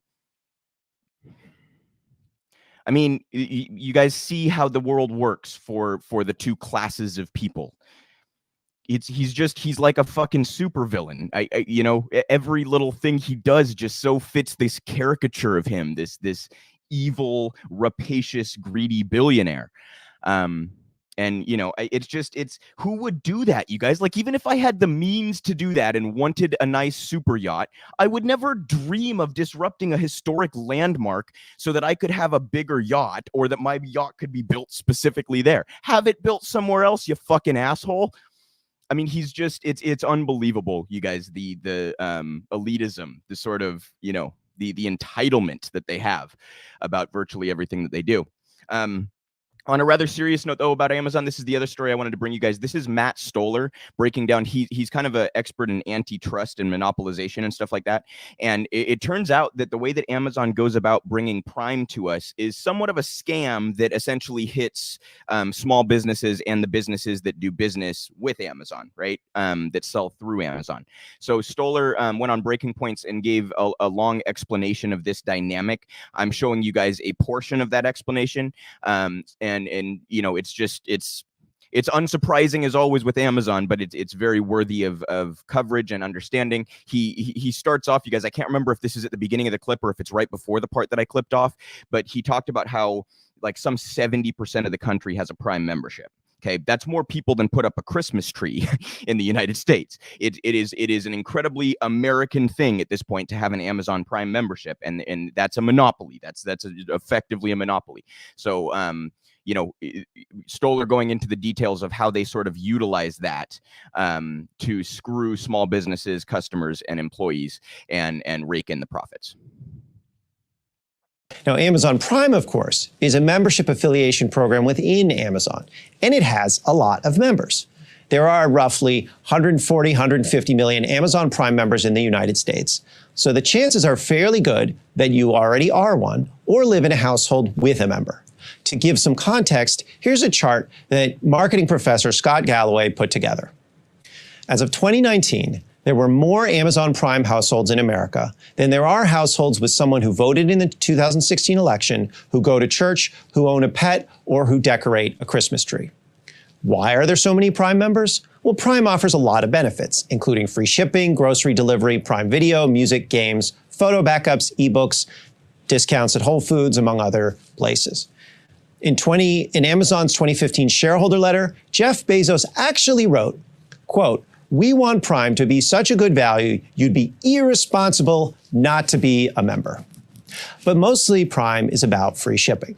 Free shipping is the god of online retail, so powerful that France actually banned the practice to protect its retail outlets. Free shipping is also the backbone of Prime. Bezos knew that the #1 pain point for online buyers is shipping. 1/3 of shoppers abandon their carts when they see shipping charges. Bezos helped invent Prime for precisely this reason, saying the point of Prime was to use free shipping to, quote, draw a moat around our best customers. The goal was to get people used to buying from Amazon, knowing they wouldn't have to worry about shipping charges. They just see a number, and that's the price. Click. But this leaves a really big question. How does Amazon Prime make money?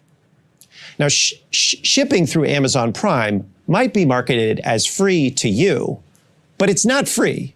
It takes trucks and planes and delivery people, all of whom have to get paid. Same with video games and content, all the other things you get for free with Prime. Now, from the fourth quarter of 2020 through the first 9 months of 2021, just to take shipping, Amazon spent roughly $75 billion. That's a little less than $200 for every man, woman, and child in America. Now, Prime isn't free. There's a subscription fee of roughly $120 a year. But in 2018, JP Morgan found that the actual bundle of value of Prime should be $785. That is, when you go out into the market and you buy comparable products, that's what it costs. In other words, Amazon spends far more than the company gets back from Prime subscription fees. And that is weird. Somehow, Amazon seems to make money, or at least not lose money, on what appears to be a massively money-losing venture. If Amazon had to internalize the cost of Prime, it's not a small amount of money we're talking about. Amazon would be losing tens of billions of dollars just on Prime. And even a firm of that size can't lose that amount of money. So what gives? How can Amazon charge the lowest prices and throw in free shipping and all the other great benefits for Prime members? To get an answer, I'd like to introduce you to the Attorney General of Washington, D.C., Karl Racine. Washington's like a little like a state, and it has, like most states do, a chief law enforcement officer. That's what Racine does. And here's what Racine thinks about Amazon. So Amazon is estimated to control 50 to 70% of the online retail market. That sounds like monopoly power. Racine enforces antitrust law, which is our main law against monopolistic behavior. In May of last year, he filed a complaint against Amazon alleging that it was essentially hiding the real price of shipping and inflating the cost of what you buy, not just on Amazon or for Prime members, but everywhere you shop online, for virtually every product. Let's go back to Racine. Monopoly power. In this complaint, Racine alleges that Prime is a giant, albeit brilliant scam. Here's how it works. Amazon has two sides. To most of us, Amazon is a retailer. It is the storefront to the internet, selling more than 50% of products online, or roughly around that. But to millions of businesses who sell on Amazon, Amazon is a marketplace, a place not to buy, but to sell. Amazon connects sellers and suppliers who provide the products to consumers like you and me. It is a middleman. Behind its storefront, Amazon has multiple lines of business. It has a retail business where it sells directly. It's like Target or Walmart. But it also has a fulfillment business called Fulfillment by Amazon, known as FBA. It's a little bit more like FedEx. It doesn't just sell directly, it also lets third-party sellers sell through another division, Marketplace. It's a little bit like eBay. And it charges them a set of fees to do so. It also has an advertising arm in which it lets firms pay for placement in its search engine and on its site and on sites around the web. At this point, just to give you some context, Amazon's advertising division is the third biggest online advertising firm in the world, behind Google and Facebook. Amazon has a lot of market power over these sellers, as well as brands who sell through Amazon's retail division. If you are selling online, you probably have to sell through Amazon, or you will miss a huge amount of the market. Let's go back to Racine. Guess what they have? Roughly 5% of the market. Amazon is the most visited website for online retail shopping with over 2.6 billion visits in a single month. 66% of consumers start their search for new products on Amazon. 74% go directly to Amazon when they're ready to buy a specific product. We brought this suit under the district's antitrust laws, which are designed to keep businesses operating honestly and fairly. And these laws protect competition. But it's worse than just missing sales. If you don't sell through Amazon, others might sell your products in your stead. They'll sell knockoffs or even counterfeits. Because Amazon has control of a large chunk of online retail customers, because it is the storefront to the internet, the way that Google is just the way you search for things, Amazon can dictate the terms to sellers who need to reach customers. And this is where free shipping comes in. As I noted before, shipping and logistics is extremely expensive, far more than the membership fees charged by Prime.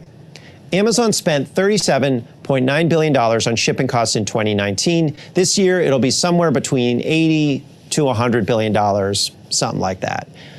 No matter how amazing your logistics operation, you can't just offer free shipping to customers without having someone pay for it. Now, Amazon found its solution by extracting money from third-party sellers and brands, people on the other side of the platform, away from the consumer. Amazon forces third-party sellers to de facto pay for its shipping costs by charging them commissions that reach as high as 45% just to sell on Amazon. That's according to Racine. And that's merely to access Amazon customers, do fulfillment, things like that. So here's one Amazon seller explaining all the fees Amazon charges as one reason he's quitting the business. Then there is the Amazon FBA pick and pack fee. That's where I send my products into the Amazon warehouse, they store it for me, and then when I get an order, they pick it and they pack it and they ship it out. The next fee is there's a flat 15% fee just for selling on Amazon. That cost me about another $5,000 in Amazon fees. On top of these fees, there's just a bunch of random fees for selling on Amazon. Another expense a lot of people don't tell you about is their marketing expense. The best ways to market your product on Amazon is through Amazon's PPC, but that costs money as well. I spent about $2,000 or $3,000 on Amazon PPC.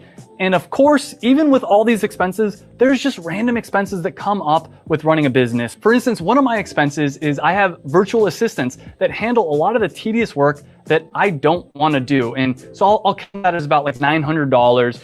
Now that's nearly half the revenue of a seller going just to Amazon. Now, how does Amazon force sellers to pay such high fees? Well, nearly anyone may list their wares on Amazon, but the ability, for which Amazon takes a fee, but the ability to actually get your wares in front of customers is dependent on being able to quote unquote, win the buy box. The buy box is that white box on the right side that you get after you search for an item on Amazon. Let's throw the buy box up on the screen so you can see it. Over 80% of Amazon purchases go through the buy box, and Amazon awards the buy box to merchants based on a number of factors.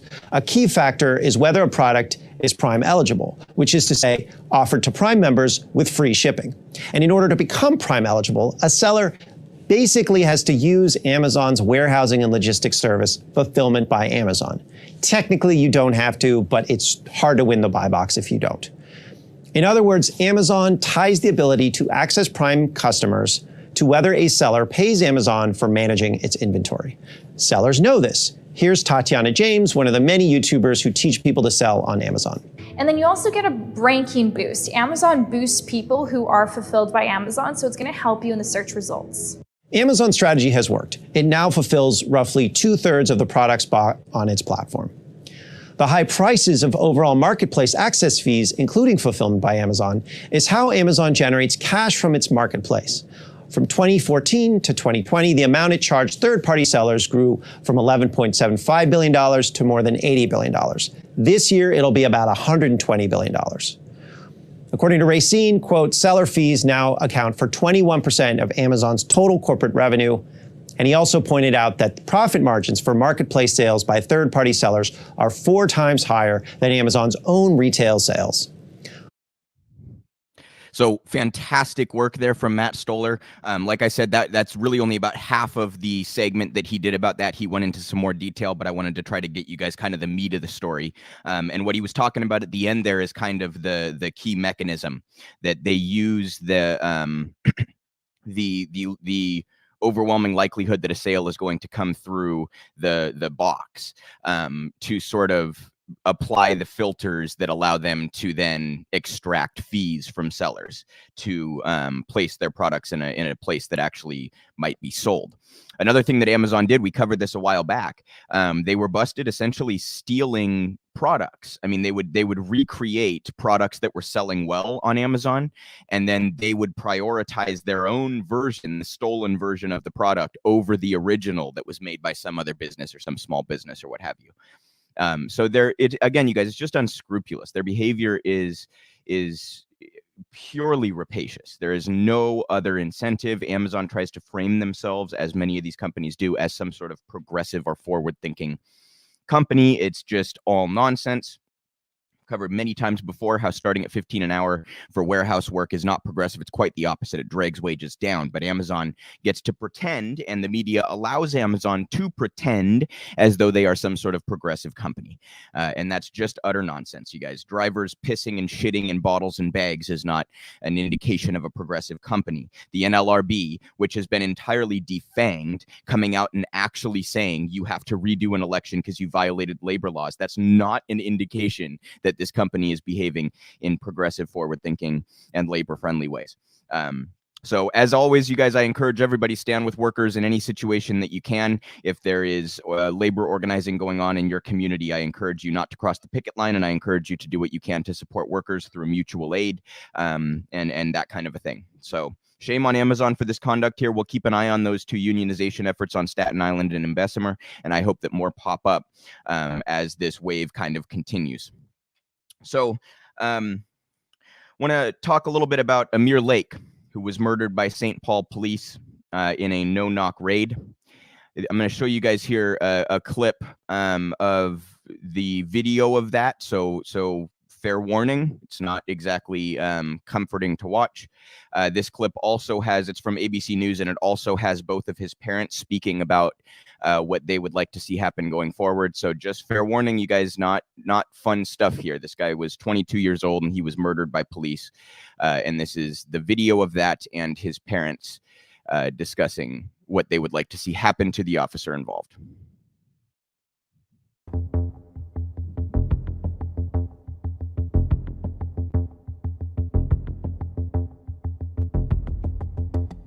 This is very, very detrimental and heart-wrenching and hard. I should be able to tell my son that I love you and he says I love you too. But now I have to do that in spirit. I can't do it in the flesh. That's not right. Amir was a bright light, and he deserves to be able to shine. I didn't think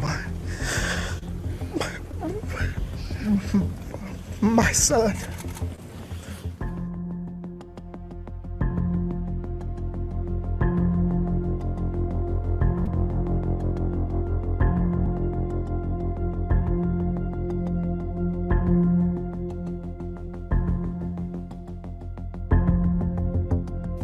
The officers were approaching. They were giving commands to show your hands, show your hands. And as they got close, you can see, along with an individual emerging from under the blanket, the barrel of a gun. That's the moment when the officer had to make a split-second decision. That decision will be examined by the county attorney's office that reviews this case.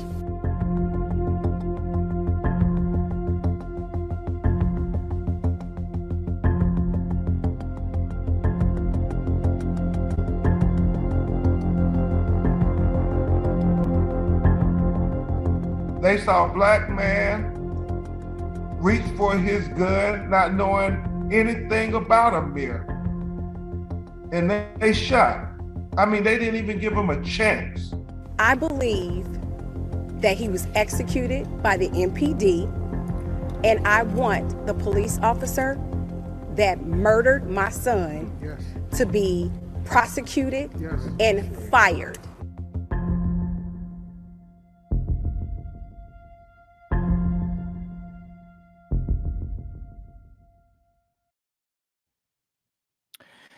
So, what do I say? That's powerful and deeply sad stuff.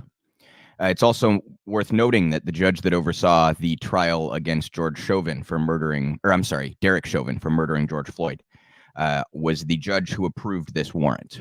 And as they mentioned, Locke was not named in the warrant. So you guys, I just want to make really clear, regardless of what your stance on guns are, I tend to be pretty moderate on guns for a lefty. We do not have a Second Amendment if that was a justified killing. If you can just barge into somebody's apartment and then say that because they have a gun, you're going to kill them, then we don't have a right to bear arms. And I want to also be clear that there's always been a racial line on the Second Amendment. That's always been the case. There's always a substantially different reaction to a black person with a gun than there is to a white person with a gun. How many times do we see cops, Dylan Roof? How many times do we see cops bring in Rittenhouse? How many times do we see cops bring in armed maniacs when they're white? Right? Dylan Roof gets a fucking fast food burger on his way to jail. Locke, who wasn't even named in the search warrant, and it lives in a country where you have a right to bear arms, gets killed for bearing arms. So and where are all the fucking Second Amendment folks? Where's the NRA on this one, huh? We all know why they're not here. We all know why they're not here, right? It's because of the color of his skin. Amir was 22 years old, you guys. 22 years old, killed for the crime of having a gun in a country where you have a right to bear arms. And for this to continue happening in Minneapolis, in the Minneapolis area after George Floyd and Philando Castillo and however many other names have happened between now and then. It's also worth noting, I don't know how many of my viewers are aware, one of the first police departments to take up the Obama administration on all of their recommended reforms was MPD, Minneapolis Police. How did that work? Did that somehow lessen the violence that they inflict upon their community? Did that somehow make them a less racist department? No-knock raids are absurd on the surface, you guys. They're absurd on the surface. You have a Fourth Amendment right that is supposed to protect you from unreasonable search and seizure. A no-knock warrant obviously falls under unreasonable search and seizure. So we'll keep an eye on this story going forward, but this is another example, you guys, of why we need to defund and abolish police and start from scratch. We obviously need a department to try to help keep us safe, but it's obvious that police do the exact opposite and always have. And I'll mention again, as I always do with these stories, that cops in this country, law enforcement agencies in this country, were born out of slave catchers. That sheriff star that you see on sheriff badges, that was originally a star that they wore, that slave catchers wore. Okay? There was never the intention for law enforcement to be just. The intention was for law enforcement to protect the powerful and oppress the oppressed.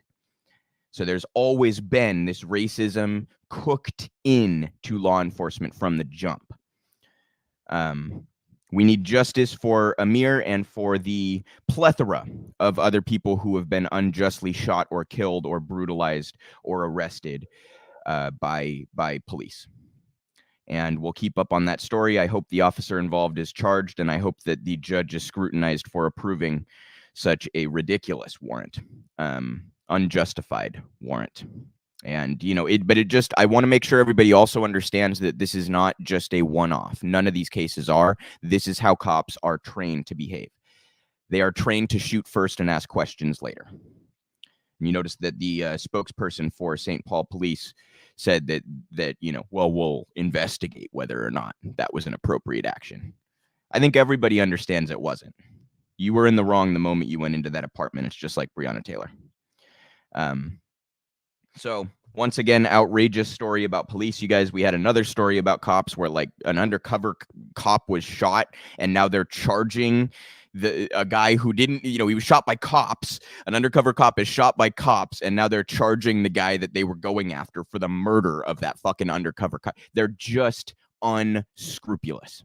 There's no other word really to describe. Barbaric, dystopian, authoritarian, fascist, whatever other word you want to fill in. Obviously racist, obviously classist and oppressive. No good words to describe police, though, are there? So we need to defund, abolish police, and start from scratch, and we need justice for Amir. And as I said, the plethora of other victims of police violence and brutality. And by the way, just a quick note, shame on Joe Biden, who said he would reform the legal system and reform police. And what has he done? What has he done? We're going to cover later how he and Eric Adams are out there spewing a bunch of propaganda, pro-police talking points, fear-mongering about crime, right? Being all hyperbolic and fear-mongering about crime while completely ignoring all of the suffering and death and harm that has come from his neoliberal regime, from his colleagues and all the other areas. What has Biden done? He's increased federal subsidies to police departments when he said he would reform them. Has he done anything about the Justice Department? Of course he hasn't. Nothing. He's been in office for over a year. Guys, most of this stuff could be done by executive action on this particular issue. And fuck all is what he does. He does fuck all. So shame on Joe Biden for this one, and shame on the police involved. I hope that this officer has charges brought against them, and we need to continue to fight for justice for Amir and his fellow victims of police brutality and violence. So I want to talk a little bit, you guys, about Brian Flores' case against the NFL. This is another example of racism, obviously less directly violent version of racism, but this is something that that has been a problem for a long time. And I also want to be clear, you guys, I'm not shedding tears for NFL coaches making millions of dollars. I'm covering this because it's an example, an anecdotal example that is also represented in any number of other industries, this kind of racial bias in the hiring processes and things like that. So just to give a little bit of backdrop, you guys are context here. First of all, I'm a total sports nerd. When I want to turn my brain off and not think about how horrible the world is, I will throw a game on or watch sports media. Always have done that. I played basketball growing up, and I've just always been a sports nerd, right? So I've followed the NFL and news about the NFL ever since I was, a teenager. And I can tell you straight up, this is obviously anecdotal. It's my experience. But there's a very strong difference in narrative surrounding white coaches and black coaches, white quarterbacks and black quarterbacks, white coordinators and black coordinators. And what I mean is there is a willingness to compliment black coaches and coordinators and quarterbacks for their energy, their athleticism, their toughness, things along these lines, okay? There's very little tendency to compliment those black coaches, coordinators, and quarterbacks for intelligence, decision-making, creativity, play calling, these kinds of things. And it's a version of racism, you guys. It's saying we can compliment the black community for their athleticism, but not their intelligence. It's a version of racism, right? And what they do is they hide behind each individual case, right?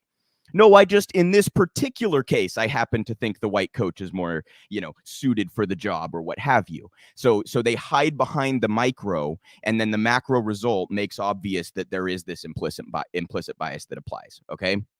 So with that backdrop, you have not seen a whole lot of black quarterbacks in the NFL, not seen a whole lot of black offensive coordinators in the NFL, not seen a whole lot of black head coaches in the NFL, certainly not representative of what the league is. The league is, any given year, it fluctuates a little bit, but they're around 70% black. The players are around 70% black. There is one black head coach in the NFL right now out of 32 teams. One. So you just cannot tell me that that's a matter of a meritocracy, doing its work. Okay.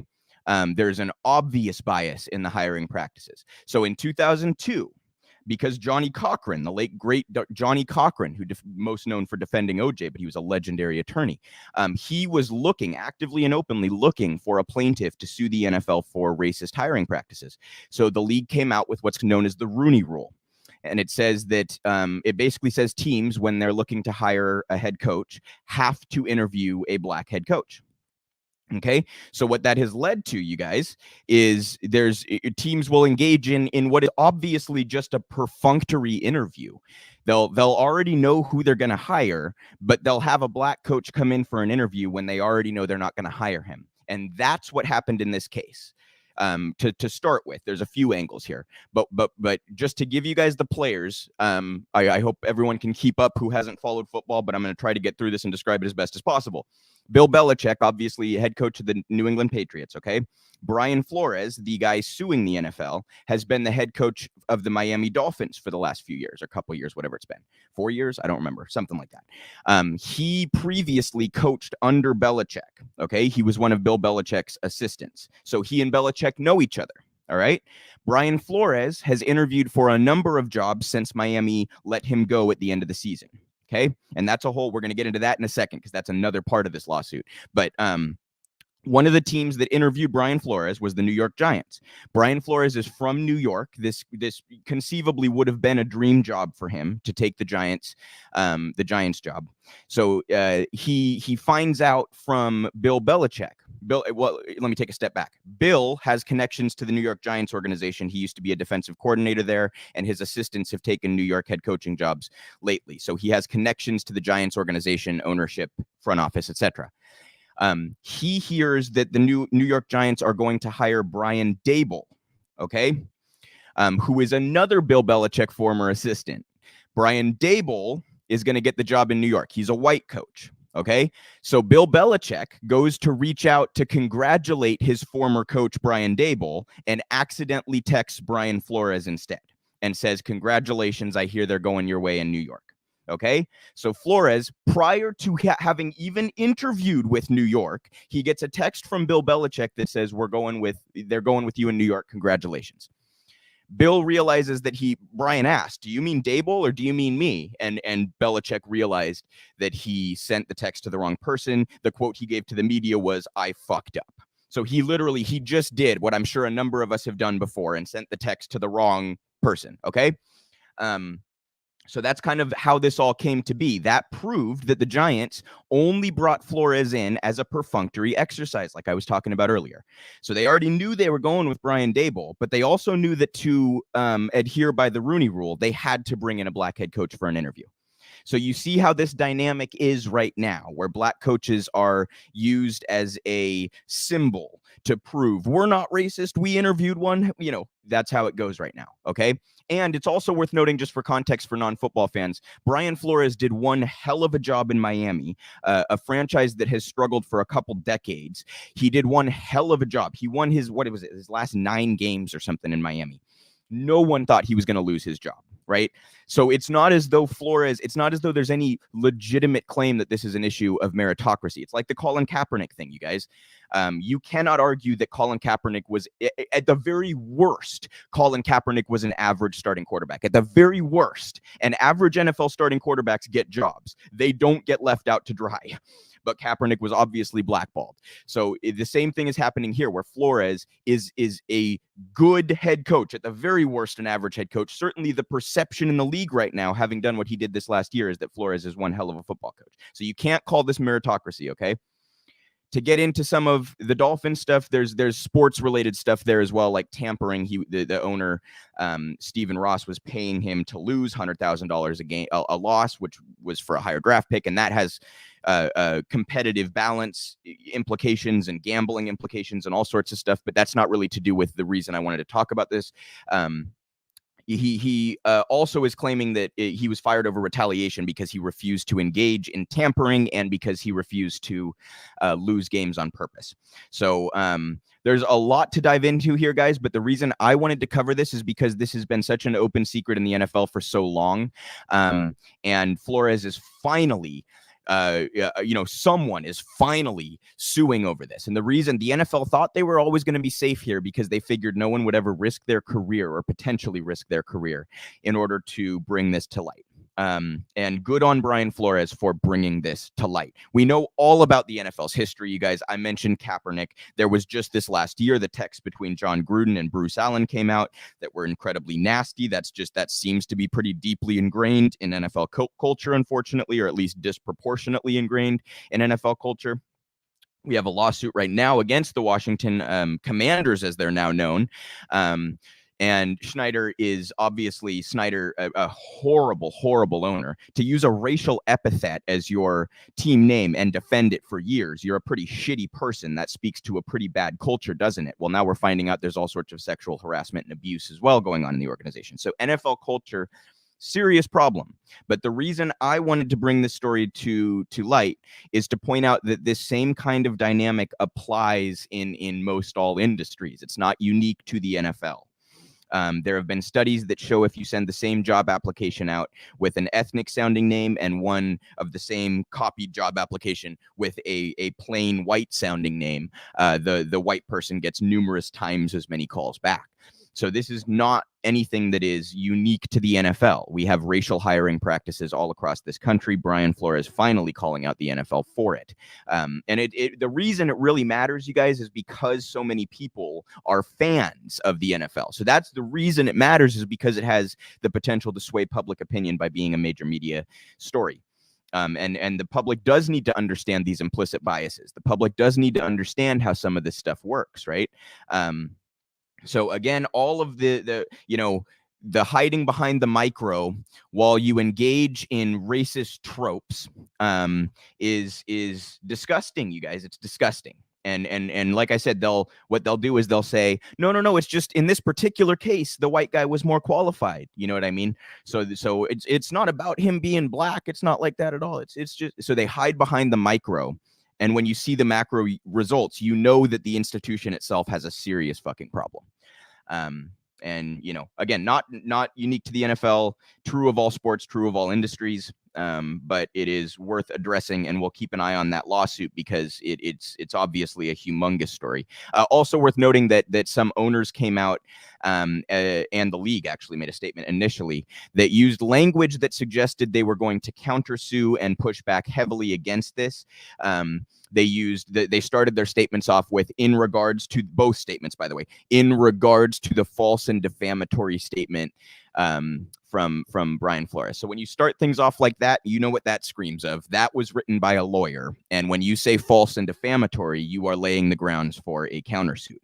Of course, Flores would not be suing here, I don't imagine, if he could not back up what he is saying. I'm sure he has email records and things of that sort. And, it'll just be very interesting to see how this goes forward. It is worth noting the league did come out, Roger Goodell, it was either today or yesterday, I saw it this morning, and came forward with a statement that was a little bit less, contentious, I suppose. In Goodell's statement, he acknowledged that the league had a lot of room to grow and was a little bit less just directly contentious than the league's initial statement. So that may be a sign that there will be some sort of settlement here. But frankly, I hope there's no settlement, you guys, because I care less about, I want Brian Flores to be well off, but the dude's already well off. He made a lot of money as an NFL head coach already. I care a little bit less about him getting a settlement than I do all of this coming to the public. And creating some transparency, and maybe some of these communications and records and things can come to light. I think that has a lot more value for society than Flores simply winning or settling and getting a nice settlement, right? So I hope this goes all the way to trial for the pure sake of the public getting some transparency here. The NFL also very much should release what they found about the Washington football team. There are a number of campaigns pressuring them to do so. John Gruden obviously deserving to lose his job as the Raiders head coach for the disgusting things that he was saying to Bruce Allen in those emails. But I don't think, and I'm not naive enough to believe, that John Gruden was unique in that regard. You wouldn't be sending those to Bruce Allen if Bruce was not receptive to the tone, right? So all sorts of people probably engaging in the same conduct as Gruden are getting to hide behind the NFL's, concealing their investigation. But Gruden had his or some of his interactions publicized. So I think that whole report should come out. I think we should know what kind of culture issues are going on in Washington and across the league, quite frankly. And again, I just want to make clear, this is to me indicative of a societal dynamic and societal problem of racism. So good on Brian Flores for potentially risking his football career to go after a league that has long felt immune from any sort of lawsuit like this because they don't think any coach is willing to step up to the plate. Good on Brian Flores. He's also not an old coach, you guys. This isn't like someone at the very back end of his career deciding, I'm going to retire anyway, so I might as well drop a lawsuit. He's good on Brian Flores. This is admirable, and I hope he finds some success, and I hope we get some revelations about the league's conduct from this lawsuit. So I want to talk a little bit about something you guys may have followed that has been claimed by the United States for quite some time, that foreign adversaries are using energy weapons to make people sick, intelligence officers and things. It's been called Havana syndrome. This is a retweet from, it was originally a tweet from Senator Jeanne Shaheen, and then it's retweeted by Crystal Ball with a rather funny statement. So Senator Shaheen says, "For too long, Americans affected by directed energy attacks have struggled and fought to access the care they need and deserve to get well. Their experiences drove my effort to establish this coordinator and reform our government response to provide equitable access to care." So she's fear mongering about Havana syndrome and energy weaponry and shit like this. Okay. Crystal Ball retweets this and says, if you are suffering with a fake disease as part of a deep state psyop, you too can receive great care and concern from our elected leaders. And of course, I had to comment here, but if you're suffering from any real conditions, don't worry, you might go without care or plummet into debt. Murica. And I wanted to show you guys this as well. This is in NBC News. CIA says Havana syndrome not result of sustained campaign by hostile power. Who would have thought, right? There were a couple dozen cases where they couldn't rule out foreign powers, but it was never the conspiracy that we were all led to believe, this massive worldwide conspiracy of attacking U.S. intelligence with energy weaponry and so, but the senators, of course, still going forward after even the CIA comes out and is like, yeah, no, that was utterly ridiculous and nonsense. You know, I just thought that was kind of funny. We went over earlier with the foreign policy stuff, some of the reasons why you probably should not believe blind claims from the intelligence community. And if you haven't paid close attention to American history, there's really nothing but evidence to disbelieve the CIA and the NSA and the rest of the intelligence community. And in this case, even they forced to admit that their fear-mongering about Russia and other adversarial nations is complete and utter garbage. So Senator Shaheen, of course, not deterred, and other senators as well, from fear-mongering about this. It's convenient for them. It fits their patriotic sort of narrative and tough guy narrative and all that. And it doesn't piss off their donors, so they get to look like they're compassionate and caring for sick people, and yet what are they really doing? They're stoking fear. They're fear-mongering. They're manufacturing consent for more aggressive foreign policy, and they're turning public perception on these other adversarial nations against those nations. So it's just propaganda, and it's a convenient line for them to take, right? But it's just propaganda, and I wanted to make sure everybody knew that was long ago debunked, even by the CIA themselves. It's been a couple weeks since that report came out, and yet senators still go forward with their nonsense, right? So I want to talk about Joe Biden and Eric Adams participating in propaganda, and this is obviously a response to their lack in popularity. They think that they can act tough on crime and sympathize with victims and this kind of thing and gain some popularity out of it. Eric Adams, obviously a former captain in the New York police force who is staunchly pro-cop and anti-defund the police. Joe Biden also very firmly opposed to defunding the police, as I'm going to show you in just a moment. And they are fear-mongering about murder rates while they ignore, and crime rates, and they're inflating those too, and being incredibly hyperbolic in their language. But while they completely ignore, just for example, the couple 100,000 people that die every year in this country from pollution, that die early every year in this country from pollution, they're ignoring the 50,000 people plus 50,000 at least people who die every single year from lack of access to basic health care. They're ignoring that COVID is killing significantly more people than crime. They're ignoring police violence, which kills over 1,000 people every single year and shoots many more every single year, right? Like we just covered with Amir Locke. On and on and on and on and on. So those deaths, those lives don't matter, let alone, guys, how many deaths just arise from poverty, from austerity. Never mind that, or incarceration, right? We know that every year in prison takes 2 years off of your life. Never mind those years that are being taken off of people's lives. But we got a fearmonger about murder rates that really are not even climbing in the way that they want to represent. So show you guys a quick clip here of Joe Biden. Adams is not in this clip, but this was Biden in New York with Eric Adams, and you can see the angle that his talking points are taking in this particular clip. Oh, I'm sorry, guys. I cannot find it. I might not have loaded that clip up. I apologize. I thought I had it. It was a short clip of Biden saying, I do not want to defund the police. And basically, we need to crack down on crime and gun violence. Okay, I'm paraphrasing. But that is what Joe Biden said in New York, and of course Eric Adams taking the opportunity to go on major platforms and echo those sentiments with pro-police talking points, entirely ignoring all context, entirely ignoring what criminologists actually say and think, entirely ignoring what the actual root of crime is and how you actually can create a less violent society, which, by the way, is social services and cutting into poverty. They won't do any of that, but they want to throw people in cages and they want to arm police even further. A tweet here that kind of makes this point. The original tweet is from David Menschel. More Americans have died of COVID in the past 11 days than have died of murder in any year ever. That tweet is from January 30th. More people in the last 11 days have died of COVID than have been murdered in this country in any year. But which one are they fear-mongering about? Which one is Biden focused on, right? Let's reopen the country and fear-monger about the murder rates and the crime rates. So, Iola Ella, I believe I hope I'm not mispronouncing that, retweets this and says, but go off about y'all crime wave and how we need more police, criminalization, jails, and prisons, but no one like, we need more nurses, doctors, clinics, hospitals, and Medicare for all, right? Joe Biden could, using the Social Security Act, implement Medicare for all right now, today. He refuses.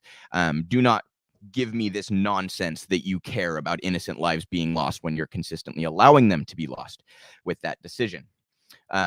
So, and as I mentioned, guys, there are just all these other ways in which people are dying and Biden is doing nothing. I mentioned poverty. How about foreign policy, you guys? How many millions of people do we starve out with our sanctions? How many millions of people do we deny medical care to with our sanctions? How about civilians in Yemen who are being subjected to a fucking genocide with U.S. weapons? The coalition of the U.S. and other states that are helping Saudi Arabia and the UAE execute a fucking genocide. How about those people? How about people in Palestinian territories that are being subjected to an ethnic cleansing campaign on behalf of Israel with the aid of the United States? Are we helping those lives? How about the impoverished in this country, the 200,000 a year that die from pollution? Are we helping those people, the people who die of lack of access to basic health care, people who die from police at the hands of police like Amir Locke? Are we helping those people? No, we're just fear-mongering about crime for our own benefit, and then we can go turn around and fund some more fucking police, because that's what they need. They need more funding, and we need more people in jail. That'll solve it. That'll help. Yeah. Beyond outrageous. Do not fall for it. I'm gonna plug, if you guys are interested in this kind of topic, go follow Alec Karakatsanis. It's at Equality Alec on Twitter. He's constantly talking about how the media misframes this stuff and how police departments have massive PR departments that they spend millions of dollars a year on to try to sway narratives in their favor. He talks about all this kind of stuff, how the justice system, causes significantly more harm than it avoids or prevents, and all this kind of stuff, and the harm it does to inmates. At Equality Alec, he's a great follow on this particular topic, but I wanted to make sure to bring you Biden's outrageous statement there and Eric Adams' outrageous statement there. Again, Biden providing more federal subsidies to police departments than even Donald Trump did, and it's by quite a wide margin, you guys. I would have queued the chart up if I thought about this, but you can see Trump's 4 years on like a bar graph, and then Biden's is like damn near twice any of the years that Trump was in office in terms of federal subsidies going to police departments. So there you go.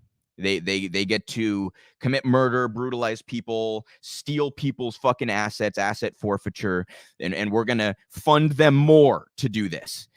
Instead of the reforms that would be inadequate anyway, but were nonetheless promised by Joe Biden on the campaign trail.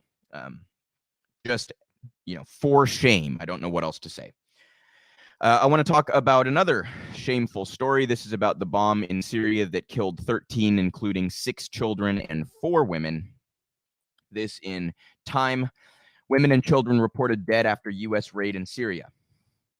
U.S. Special Forces carried out what the Pentagon said was a successful large-scale counterterrorism raid in northwestern Syria early Thursday. First responders at the scene reported 13 people had been killed, including 6 children and 4 women. The operation, which residents say lasted about 2 hours, jolted the sleepy village of Atma near the Turkish border, an area dotted with camps for internally displaced people from Syria's civil war. The target of the raid was not immediately clear. Pentagon Press Secretary John Kirby said in a brief statement that the mission was a success. Quote, there was no U.S. casualties. Notice that. It's a success. 6 Syrian children and 4 Syrian women were fucking killed. He's like, oh, it's a success. No American lives were lost. Oh, that makes me want to fucking throw up. Jesus Christ. More information will be provided as it becomes available. Several residents told the Associated Press they saw body parts scattered near the site of the raid, a house in Syria's rebel-held Idlib province. They spoke on condition of anonymity for fear of reprisals and said that the raid involved helicopters, explosions, and machine gun fire. It was the largest raid in the province since the 2019 U.S. assault targeting the Islamic State leader Abu Bakr al-Baghdadi. Idlib is an al-Qaeda stronghold and home to several of its top operatives, but other militants have also found refuge in the region, which is broadly controlled by Turkey-backed fighters. So again, you guys, the obvious caveat, I'm no fucking supporter of ISIS or Al-Qaeda, but our presence there is making it worse. We are creating more extremism, more terrorists, etc. Our presence makes it worse. And you cannot say we got a bad guy as a justification for killing 6 children and 10 women. You can't do it. What if that was a domestic operation, you guys? What if those were Americans? You notice they say it's a success because no American lives were lost. What if that happened here? What if some other country said, no, US, you don't quite get it. It was a terrorist that we took out. And we said, well, yeah, but you also took out 12 civilians, 6 children. Would we just accept that? Would we just, oh yeah, no problem. If Iran or Russia or China did some sort of operation in the United States, killed 12 Americans and a terrorist. By the way, white supremacists and right-wing terrorism running amok in this country right now. What if China came in and said, no, we're just doing a special operations to take out a white nationalist terrorist? How would the United States respond to that? Even if they didn't take children out and women, how would we respond to that? Let alone if they did. So I want to urge everybody to always apply the so-called Chomsky rule, which is if you flip the characters in the scenario and you have a different opinion, you're a fucking hack. You're not being principled. And of course, the United States on all of these issues, complete hacks, massively hypocritical. We get to do whatever the fuck we want around the world, and we're the good guys. There's as I mentioned earlier, the assumption of credulity. But when other countries engage in any sort of operation like that, we will come down on them hard, right? We'll defend Israel from being even condemned internationally for their war crimes. We'll go commit war crimes all over the world. But if anyone dared to approach us, just look at what's happening with Ukraine, you guys. We act like that's a threat to us while we go kill 12 civilians in Syria. It's rank hypocrisy, and it's imperialism run amok. It's a military industrial complex. It's all of the above.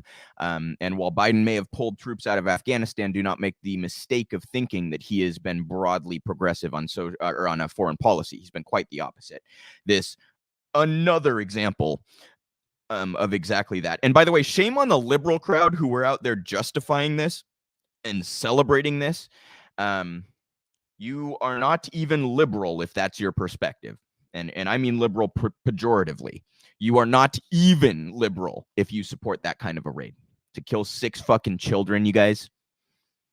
I mean, that's like the epitome of evil, to kill civilians, women, and children. Epitome of evil. It's the worst crime you can possibly commit. He deserves to be at the Hague, as with all post-World War II presidents. So nauseating, again, decision on foreign policy from the United States, justified again in disgusting ways and in hypocritical ways. And, the contradictory foreign policy of the United States marches on.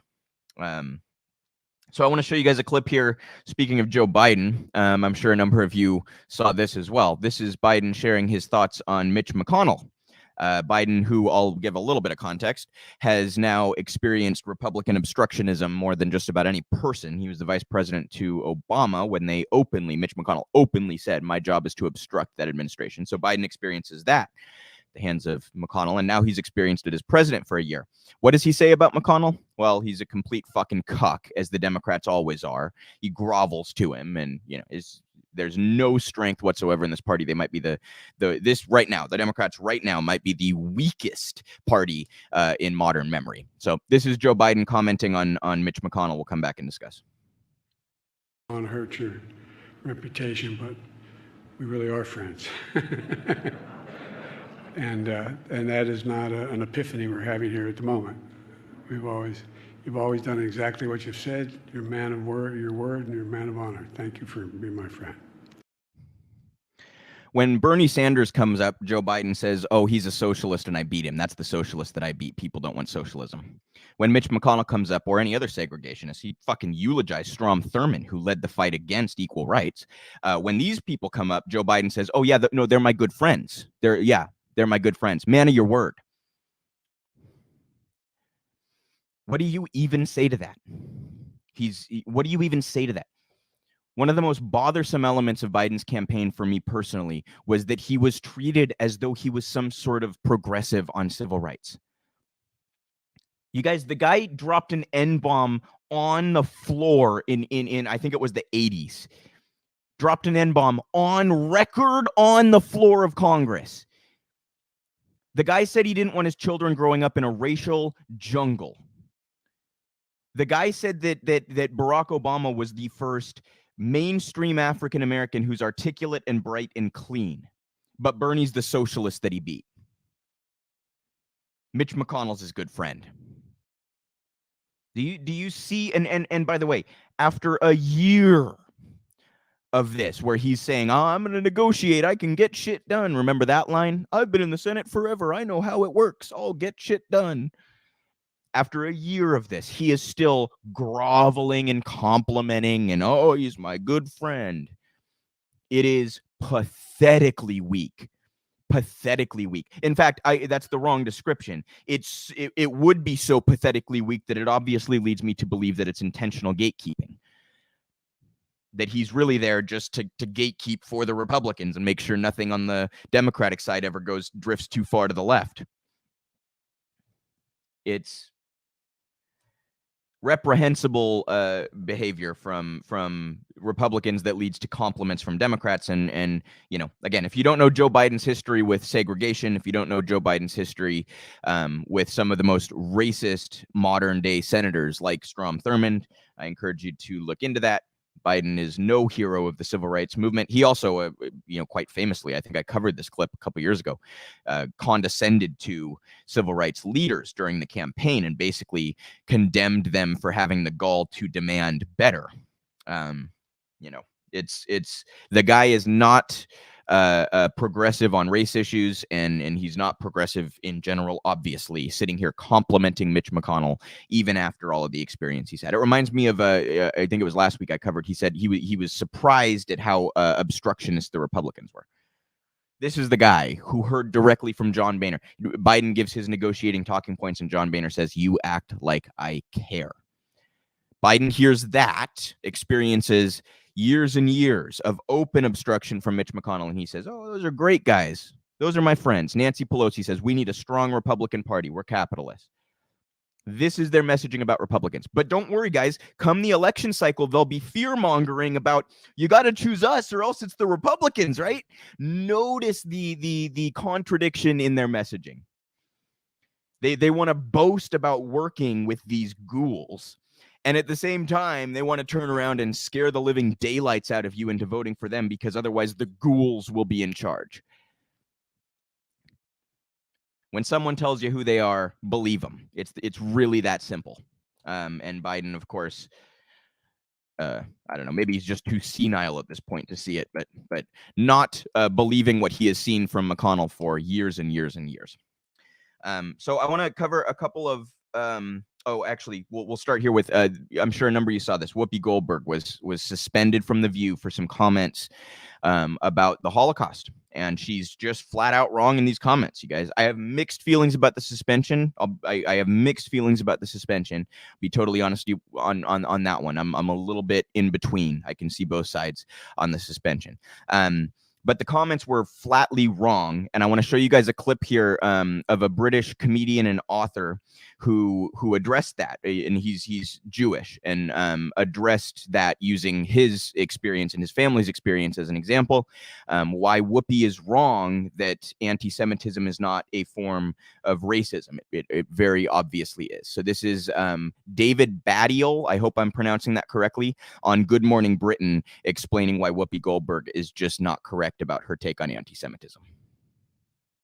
The problem with it is there's so many issues, and I'm a fan of Whoopi Goldberg, always been a fan of her, but there are so many issues what she's saying. It does reveal an awful lot about the confusions that people have around anti-Semitism that are explored in my book. And one of the principal things going on here is the resistance to the idea that anti-Semitism is racism.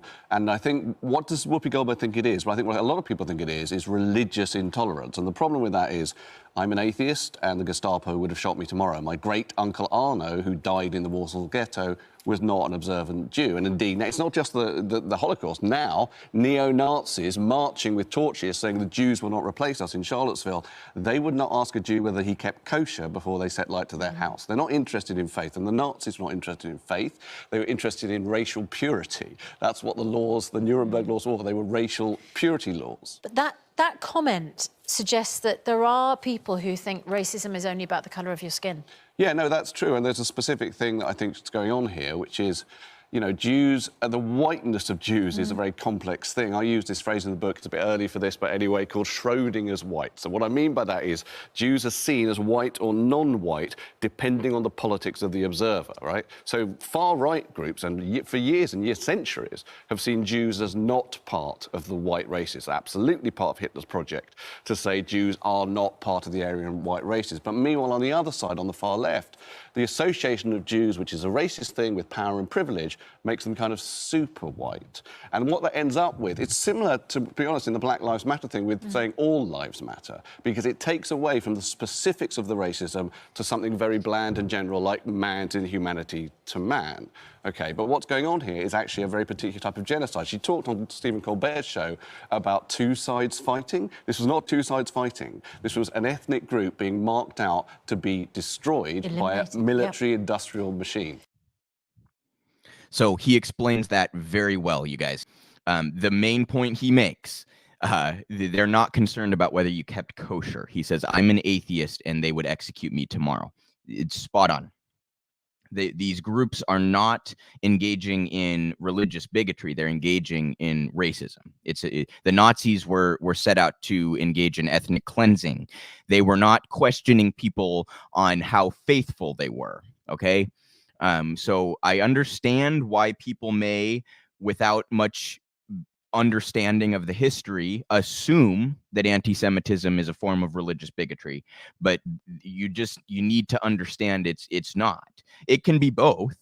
Sure, it can be both, but it is certainly racism. And the history of anti-Semitism, certainly the violence against Jewish communities, has been centered on ethnicity, not beliefs. So a great job there by David breaking that down and explaining why Whoopi is mistaken here. And I don't, I'm no fan of Whoopi Goldberg necessarily, you guys. Like, the View is absolutely awful. I'm not trying to but I don't think she has malicious intent in saying this. I think she's ignorant. I think she's never had to engage in this history and understand this stuff and learn this stuff. So I think it was ignorance. I don't think that she hates Jews. I'm not trying to say that. I think the suspension was questionable. I tend to just kind of cringe at the idea of deplatforming people in general, but obviously I also think a network has, or any private business has, the right to decide that content is not up to our standards. So I have mixed feelings about the suspension. I don't like the idea of having so much content under the control of so few. I don't like the idea of oligarchic control of media, right? So I feel uncomfortable on both sides of the suspension issue, if you guys kind of get what I'm saying. But Whoopi is in the wrong here, and I hope that this was maybe an opportunity because she slipped up and this became a news story. I would like to think that this is maybe a reminder that for people all around, to to engage and learn something they might not have known if they previously thought, like Whoopi, that anti-Semitism was limited to religious bigotry. So I hope that she learned. She came out with a statement that, quite frankly, was not very encouraging. She tried to kind of walk a line and say, I understand why people were upset, but then she also kind of doubled down on her position, which is really too bad. That even after taking some time to try to understand it and seeing people's response, she still kind of doubled down on her point. And so I just want to make sure that it's known I condemn any and all forms of racism, xenophobia, misogyny, anti-LGBTQ bigotry. I will not call it homophobia because it's not. I mean, while hate is rooted in fear, I get it. I think that lets people off the hook. That term, what they're doing is hate. It's not. You're not scared of the gay person. You're engaging in hate and bigotry. But you guys get my point. I oppose all bigotry. I oppose all of those kinds of prejudices, and I think we all need to work to address the prejudices that society instills in us, because our institutions do have those implicit biases. And obviously included in that group is anti-Semitism. It's disgusting, absolutely disgusting. And especially seeing you guys right now, like we're seeing a lot of emboldened right-wingers and fascists and Nazis. We're arming neo-Nazis in the Ukraine right now. And that movement seems to be kind of making a comeback of sorts. And he mentioned the fascist groups doing demonstrations in the United States. Do you think that they care if someone keeps kosher or not? No, they don't. So I want to dispel with the notion that the mistaken notion that anti-Semitism boils down to exclusively religious bigotry. It does not. The history of oppression and violence against the Jewish community is a matter of ethnic cleansing. So I hope Whoopi learns. I hope some other people may have learned from this. Great job by David breaking that down from his experience. So I want to cover a couple of media stories here. I guess the Whoopi one was sort of a media story. But we're going to start with Jeff Zucker, who's resigned from CNN. For those that don't know, Jeff Zucker, very big name in broadcasting. He actually was the one to platform Trump with his Apprentice show. I'm blanking on which network that was on. Was it NBC or ABC? One of those. And Jeff Zucker used to be there. He platformed Trump. He was actually has an affinity for Trump and has been public about that, says he's a good guy and all this kind of stuff, right? Apparently Zucker, as then head of CNN, was in communications with Trump every month or so during the Republican primary in 2016.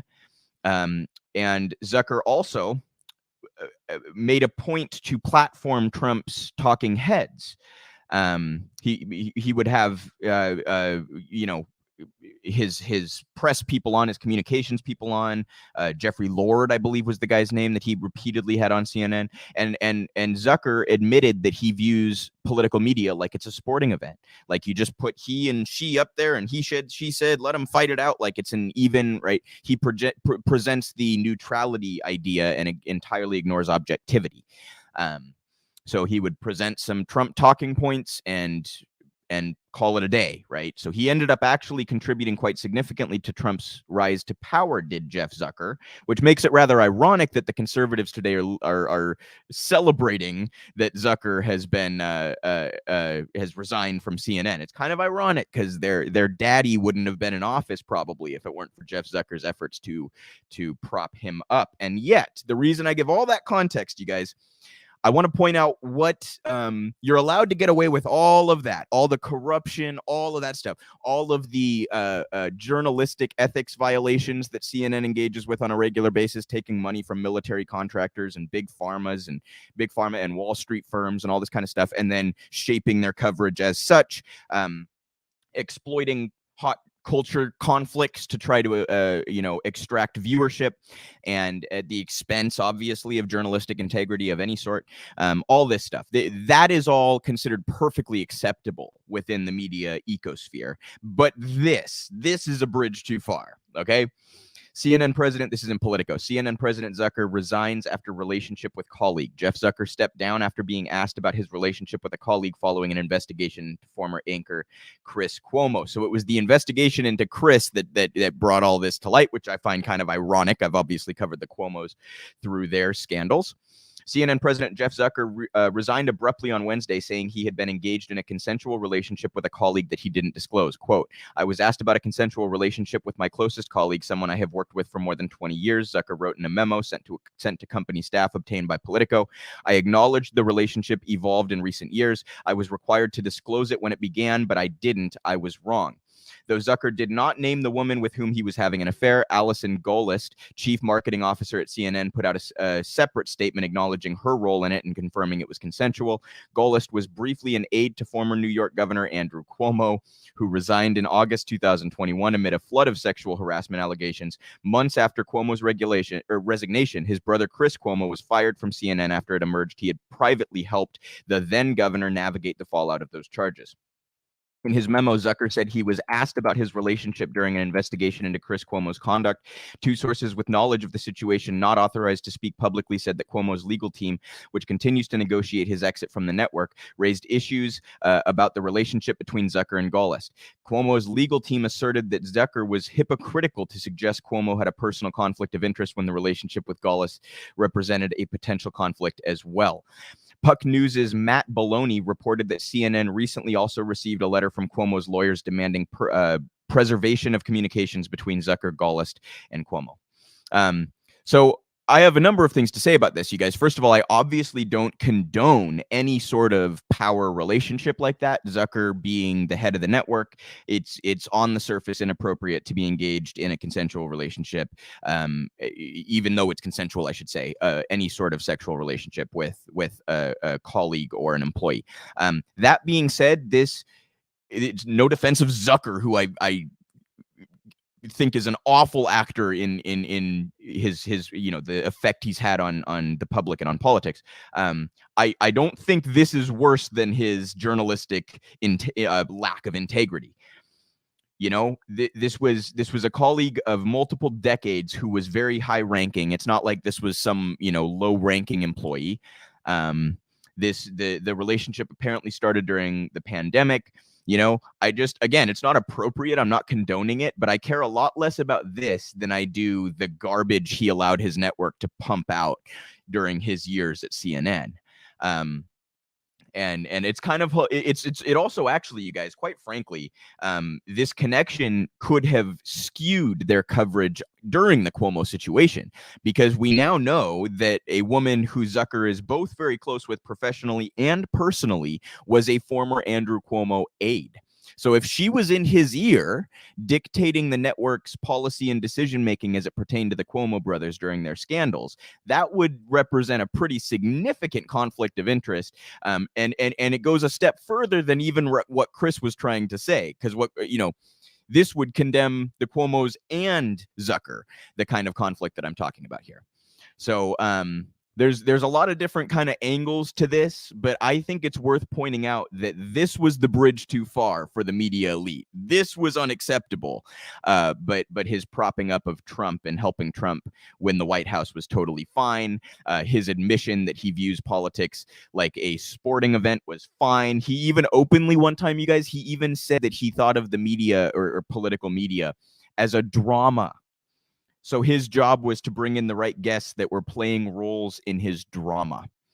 Okay, that to me is significantly more egregious and unacceptable than this particular affair. And again, I just want to be clear, I'm not condoning the affair. If you're the president of a company, you cannot be sleeping with somebody that you work with. You can't fucking do it, guys. It's so obvious, okay? But again, let's compare the extent of the damage from that with the rest of his career at CNN, right? And CNN employees were apparently quite upset about this because Zucker was so close with his personalities, his on-air personalities. That would make sense because that's probably part of why Chris got to stick around as long as he did. That's probably why Brian Stelter gets to completely fail to do his job as a media critic, right? Saying nothing about Chris or any of that. You're supposed to cover your own network too there, Brian. It would explain why some of these characters have gotten to be so absolutely horrible at their job and get low ratings and still keep their job. I think it's because Jeff Zucker had a personal affinity for some of these folks. And we'll see if the new people in charge keep them around. Although I have to say, I derive a little bit of humor out of the idea that these people who've spent years kissing Jeff Zucker's ass might find themselves out of a job after putting those years of effort in to try to keep their position. That I do get some satisfaction out of considering. And another media story to discuss. I didn't bring an article up for this one, but I'm sure some of you saw that Rachel Maddow is no longer going to be doing a daily show on MSNBC. The reason I want to talk about this is just media dynamic stuff. I think cable news is going down the toilet, and I think they know it. Rachel Maddow is kind of the opposite of Tucker Carlson. They're kind of the same character on different sides of the political spectrum-ish. I mean, I'm not saying Maddow's a lefty, obviously, as you guys know, but she's the Democrat partisan hack, Tucker Carlson, and he's the Republican hack. But what I mean is those are the only two in cable news that really actually drive viewership, that actually bring an audience to what they do. And again, they're both awful. This is not me endorsing them, but they at least bring in an audience for their network. So with Maddow now leaving her daily show to work on a film she's been working on and to work on a podcast, MSNBC likely in trouble, right? Without their one character that actually, one personality that actually brings in viewership, they're gonna be in trouble. So we'll keep an eye on the media dynamic stuff too, you guys, because I think it's very important to understand why the populace believes the things they do and what those media narratives are and where they're coming from. And I hope to see a continual shift towards independent media, although I also should note that independent media can be quite treacherous as well, as I'm sure many of you are aware, right? You can find great sources on independent media. You also can find Ben Shapiro and Stephen fucking Crowder. So, and many others. So, you know, it's not all positive on the independent side, but at least we're detached from some of those corporate interests and the corrupt interests and the Wall Street interests and the military contractors and all that kind of stuff. So we'll keep up on those cable news stories just because I'm interested in always, you know, sort of knowing the lay of the land with the media. And I think cable news is going to be going further down the toilet than they already are. And by the way, this also applies to major publications. The New York Times, the Washington Post, etc., have seen a precipitous decline in their readership. So since Trump has left office, they've seen their ratings going like that, off a cliff. So, and that is encouraging in a sense, you guys. It's just that you have to understand that some of those viewers and readers are going to pretty bad sources as well. So hopefully we can pick some of them off on the left and on independent sources that are behaving responsibly, and you know, that would be an improvement over the corporate sources for sure. So I want to show you guys a story here in the Daily Poster. Encourage you all to follow them. It's David Sirota's outlet. Some fantastic journalists over there, including those that wrote this piece, Julia Rock, Andrew Perez, and Walker Bregman. And this is about Biden's position on student loan debt, which he has obviously drug his feet on for over a year after promising to cancel. At different points in the campaign, he said he would cancel 10,000 and he said he would cancel 50,000. He's done nothing, and now they're actually objecting, as this story shows, to a court ruling that would give an epileptic debt holder $100,000 back. So they're objecting to even the court's ruling here that this person is entitled to have their debt erased, in a massively conservative move, again, from the Biden administration. Again, Julia Rock, Andrew Perez, Walker Bregman, follow the Daily Poster, you guys. They put out fantastic stuff. Biden moves to block student debt victory. The president created draconian bankruptcy laws. Now his administration appears to be trying to overturn a ruling that helps those bankrupted by student loans.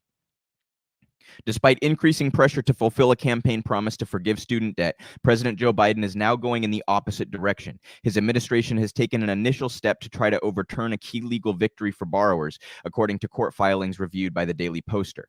If the administration wins an appeal, it could bolster a legal precedent against millions of debtors being crushed by bankruptcy laws that Biden infamously helped his finance industry donors sculpt during his 4 decades, in Washington. Can't read today, can I? On January 14th, a federal judge in Biden's home state of Delaware moved to eliminate nearly $100,000 in student loan debt held by a 35-year-old epileptic man. In response, the Justice Department filed a notice of appeal in the case on behalf of Education Secretary Miguel Cardona.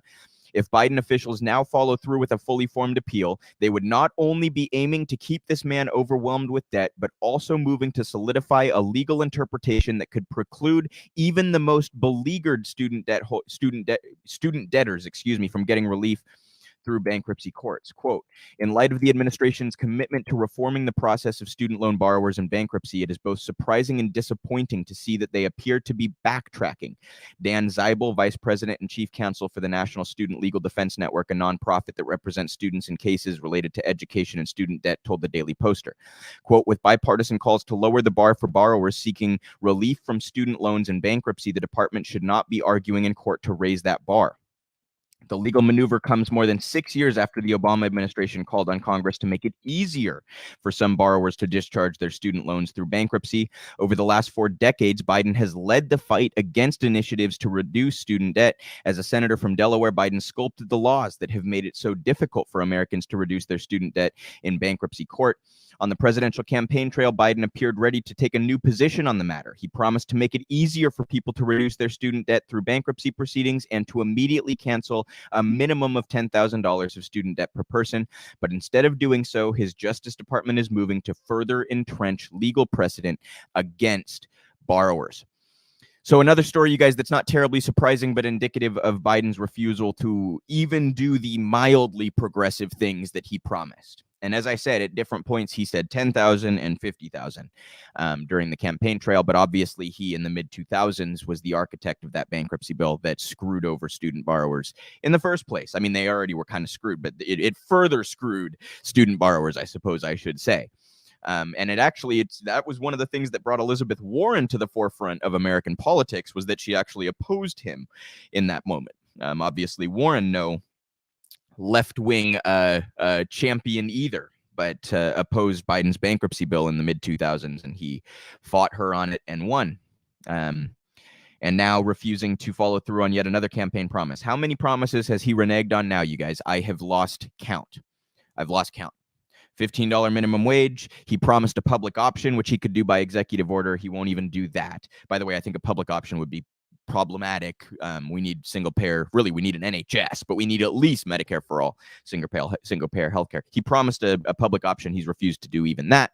He promised he would change the standards for negotiating drug prices with big pharma. He has not done that, and even the proposals that pertain to that got walked way back. How many things has he promised, as we were talking about earlier? Police reform, legal justice system reform. Done none of that. Gone in the opposite direction. He promised to be good on the environment. He proved more drilling permits than Trump did in his first year, over 3,500. He just tried to lease millions of acres in the Gulf of Mexico for drilling projects. Just in every way, he has reneged on his promises made on the campaign. And this, another one. Once again, guys, just want to plug the Daily Poster. If you're not following them, go follow their work. They do fantastic work, David Sirota and his colleagues over at the Daily Poster. We have a story here in Common Dreams pertaining to the climate crisis, and unfortunately, it seems like most weeks I have some bad news to bring you all pertaining to the environment. After passing point of no return in 2014, hot oceans are now new normal. Climate change is not a future event, stressed the co-author of a new study. The reality is that it's been affecting us for a while. This is written by Brett Wilkins. A study published Tuesday revealed that ocean heat waves fueled by human-caused climate change passed the point of no return in 2014 and have become the new normal. The study, led by California's Monterey Bay Aquarium and entitled The Recent Normalization of Historical Marine Heat Extremes, was authored by Kisi, I apologize for butchering that, R. Tanaka and Kyle S. Van Houten. and published in the journal PLOS Climate. The researchers analyzed marine temperatures over the past 150 years and found that in 2019, 57% of the global ocean surface recorded extreme heat, which was comparatively rare a century ago. Establishing a fixed historical benchmark for extreme marine temperatures, the researchers found that 2014 was the first year in which more than 50% of global ocean temperatures experienced heat extremes. According to the study, this represented the point of no return, which first occurred in the South Atlantic Basin in 1998 and worldwide 16 years later. Quote, climate change is not a future event, Van Houten, who is CEO of Loggerhead Marine Life Center in Juno Beach, Florida, said in a statement. The reality is that it's been affecting us for a while. Our research shows that for the last 7 years, more than half of the ocean has experienced extreme heat. And they go on there to talk about some of those effects, you guys, things like we've seen the bleaching of coral reefs, the coral reef dying because it's too hot. The oceans also are a huge part of just like the Earth's systems, the water cycle and other systems that regulate temperature and climate. So this is a horrible sign. We've covered nothing but really horrible news on climate. Unfortunately, you guys, from melting permafrost to extreme weather events to the Atlantification issue, to the doomsday iceberg that is set to potentially break off of Antarctica in the next few years. All this stuff, it's never good news, is it? We're always crossing points of no return. We're always finding out that things are even worse than the worst case scenarios. And this is another area where that's the case. And again, I want to condemn the Biden administration for refusing to take substantive steps to address the climate crisis and try to deal with the environmental problems that we face. And that quote was profound at the end there. It's not a future event, you guys. Climate change is happening now, and we need to treat it as such.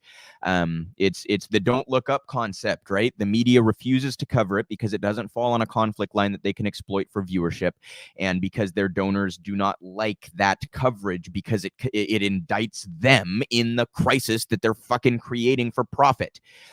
We can't address capitalism without pissing off the corporate media heads, so they're not going to bring this kind of coverage to you because it threatens their business model and their advertisers' business model. And on this same topic, you guys, of Biden being inadequate on climate issues, this is in Reuters, and I want to point out there's a lot about this article that's also framed in a way that I find to be problematic, but we'll get into those details here. Biden admin eases Trump-era solar tariffs but doesn't end them. So he's loosened tariffs a little bit that Trump had implemented on solar panels, but he does not end them. He instead extends them for 4 more years. U.S. President Joe Biden extended Trump-era tariffs on imported solar energy equipment by 4 years on Friday, but in a major concession to installers, he also eased the terms to exclude a panel technology dominant among big U.S. projects. The decision represented a balancing act by you see what I mean? A balancing act, you guys? As though both sides are equal here between the industries that might suffer some profit loss and saving the fucking planet. The decision represented a balancing act by the Biden administration to meet the demands of 2 important political constituencies: union labor, which supports, and see how they try to frame it like the objection to the climate-friendly policy is somehow progressive. It's unions. Which supports import restrictions to protect domestic jobs and clean energy developers keen to access cheap overseas supplies. I want to dispel with the notion that we cannot replace those jobs somehow. That somehow, if we import technology to try to make our energy grid more green, that we cannot then replace those who would become unemployed. Of course we can. Of course we can. And we advocate at Real Progressives for a federal job guarantee that would do just that, that would offer a job to anybody who wanted it and raise the floor on both compensation and workplace treatment around the country. Those jobs also could be used for productive things that that industry, private industry, will not address because there's no profit to be made there. So the notion that these jobs would just be lost, well, that's a policy choice that Reuters is acting like would be a fait accompli if you were to start importing more solar panels. That is not the case. That's a policy decision by Congress and the executive branch. 4-year extension of the tariff exempts so-called bifacial panels, which can generate electricity on both sides and are favored by large-scale developers, according to a White House announcement. The technology was nascent when the tariffs were first imposed by Trump, but is now used in most large U.S. solar facilities. The extension also doubles the import allowanceian solar cells, the main component of panels, to 5 gigawatts before tariffs kick in, far more than the 2.7 gigawatts the United States is estimated to have imported last year, according to energy research firm Rystad. So Biden does loosen these tariffs a little bit and allow for some more technology to be imported for these solar panels, but he extends the tariffs for 4 more years. The now weakened tariffs, he extends them. A Trump era policy that Biden basically says, you know, I'm down the middle on this. I half agree with Trump. Yet again, it's like immigration stuff. He's refused to undo Trump's immigration executive orders, even though he promised he would do that day one. There are so many areas where Biden has just refused to be a man of his word and has instead sided with Donald Trump over the progressives in his own party. And even the liberals, you guys, do you think they want to side with Trump on the environment?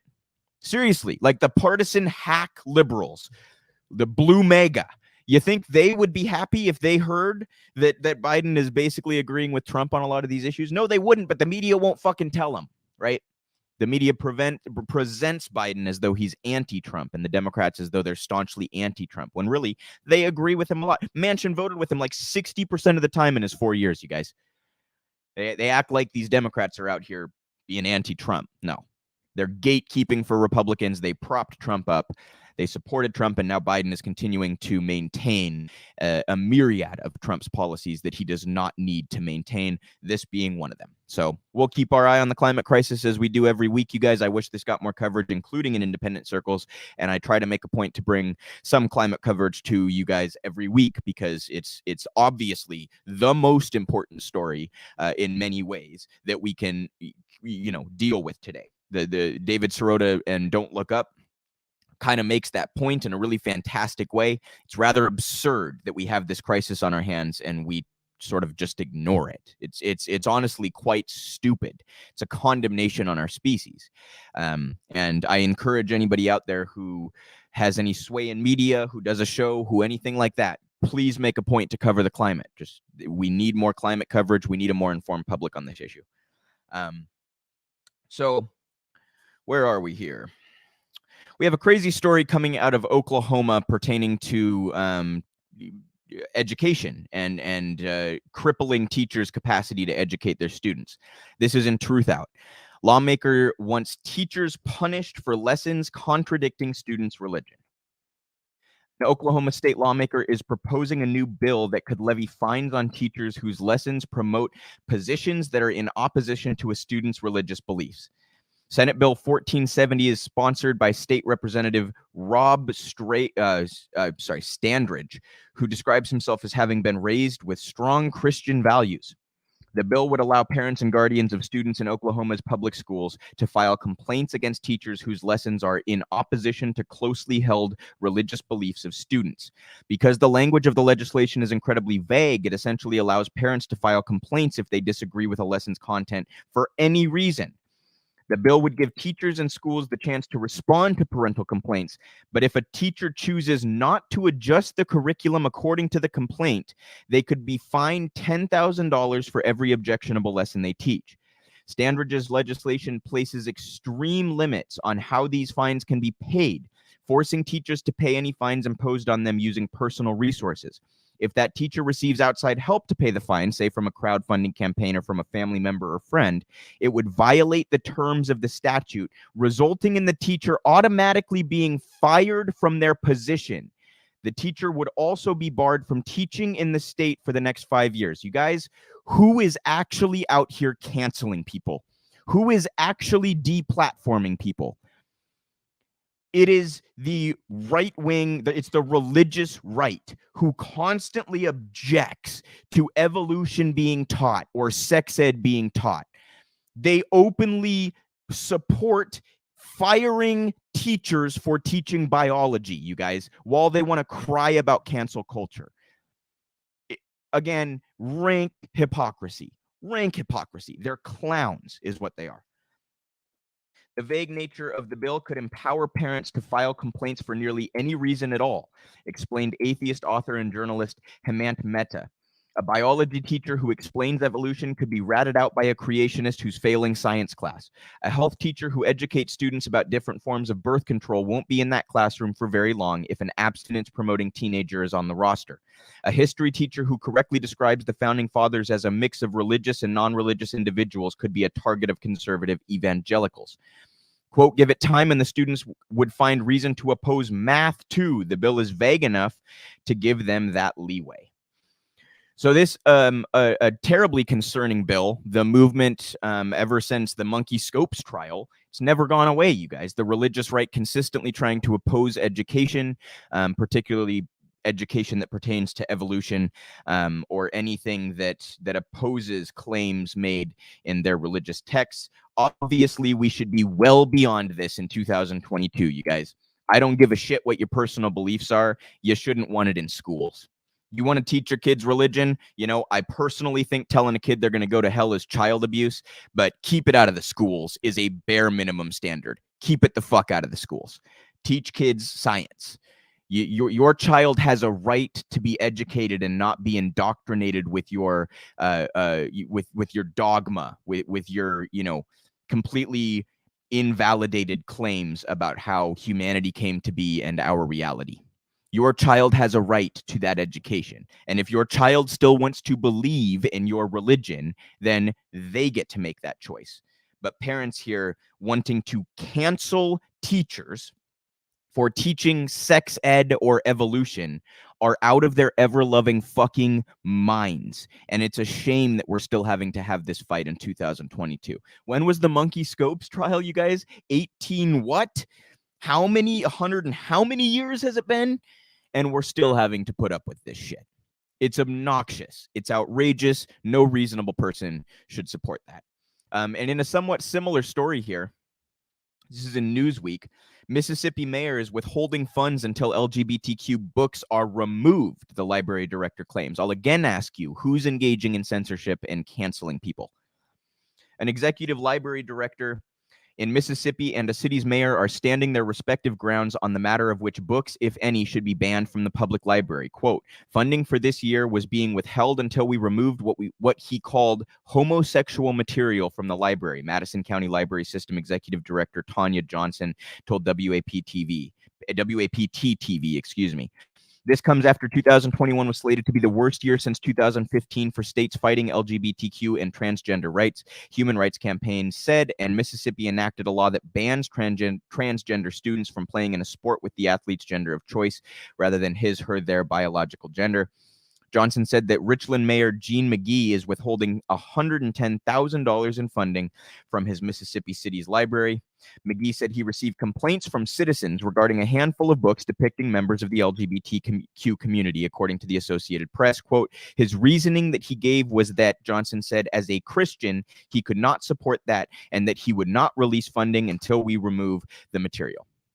So there's this fun little trick. In case any of you weren't aware, when you see something in a library that you don't like, you don't have to fucking read it.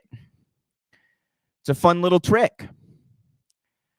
But of course, they long been the book burners of the world. The religious right has long been the authoritarian crowd of the world, those who do not want people educated. This is real canceling, you guys. This is real canceling. This is not...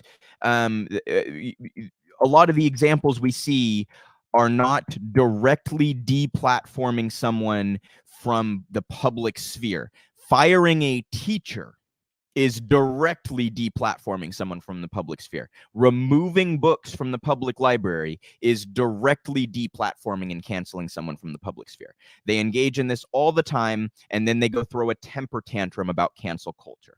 And guys, like I said earlier, I'm deeply uncomfortable with oligarchs controlling our content like they do. I don't want a handful of big tech companies to have such control over what media we interact with and how they algorithmically boost up certain elements and not others and all that. It makes me deeply uncomfortable. This is not a defense in any way of that form of censorship. but for the right to make their entire identity seemingly about this and calling themselves free speech absolutists and all this stuff. And then they turn around and they want to fire teachers for teaching biology. Rank hypocrisy. They're clowns. It's laughable. It should undercut their argument from the start, which is obviously not a serious argument from the start. They can't run on policy. They can't run on substance. So they have to run on cultural nonsense and bitching and moaning and crying and throwing a temper tantrum about cancel culture is one of the ways that they do that.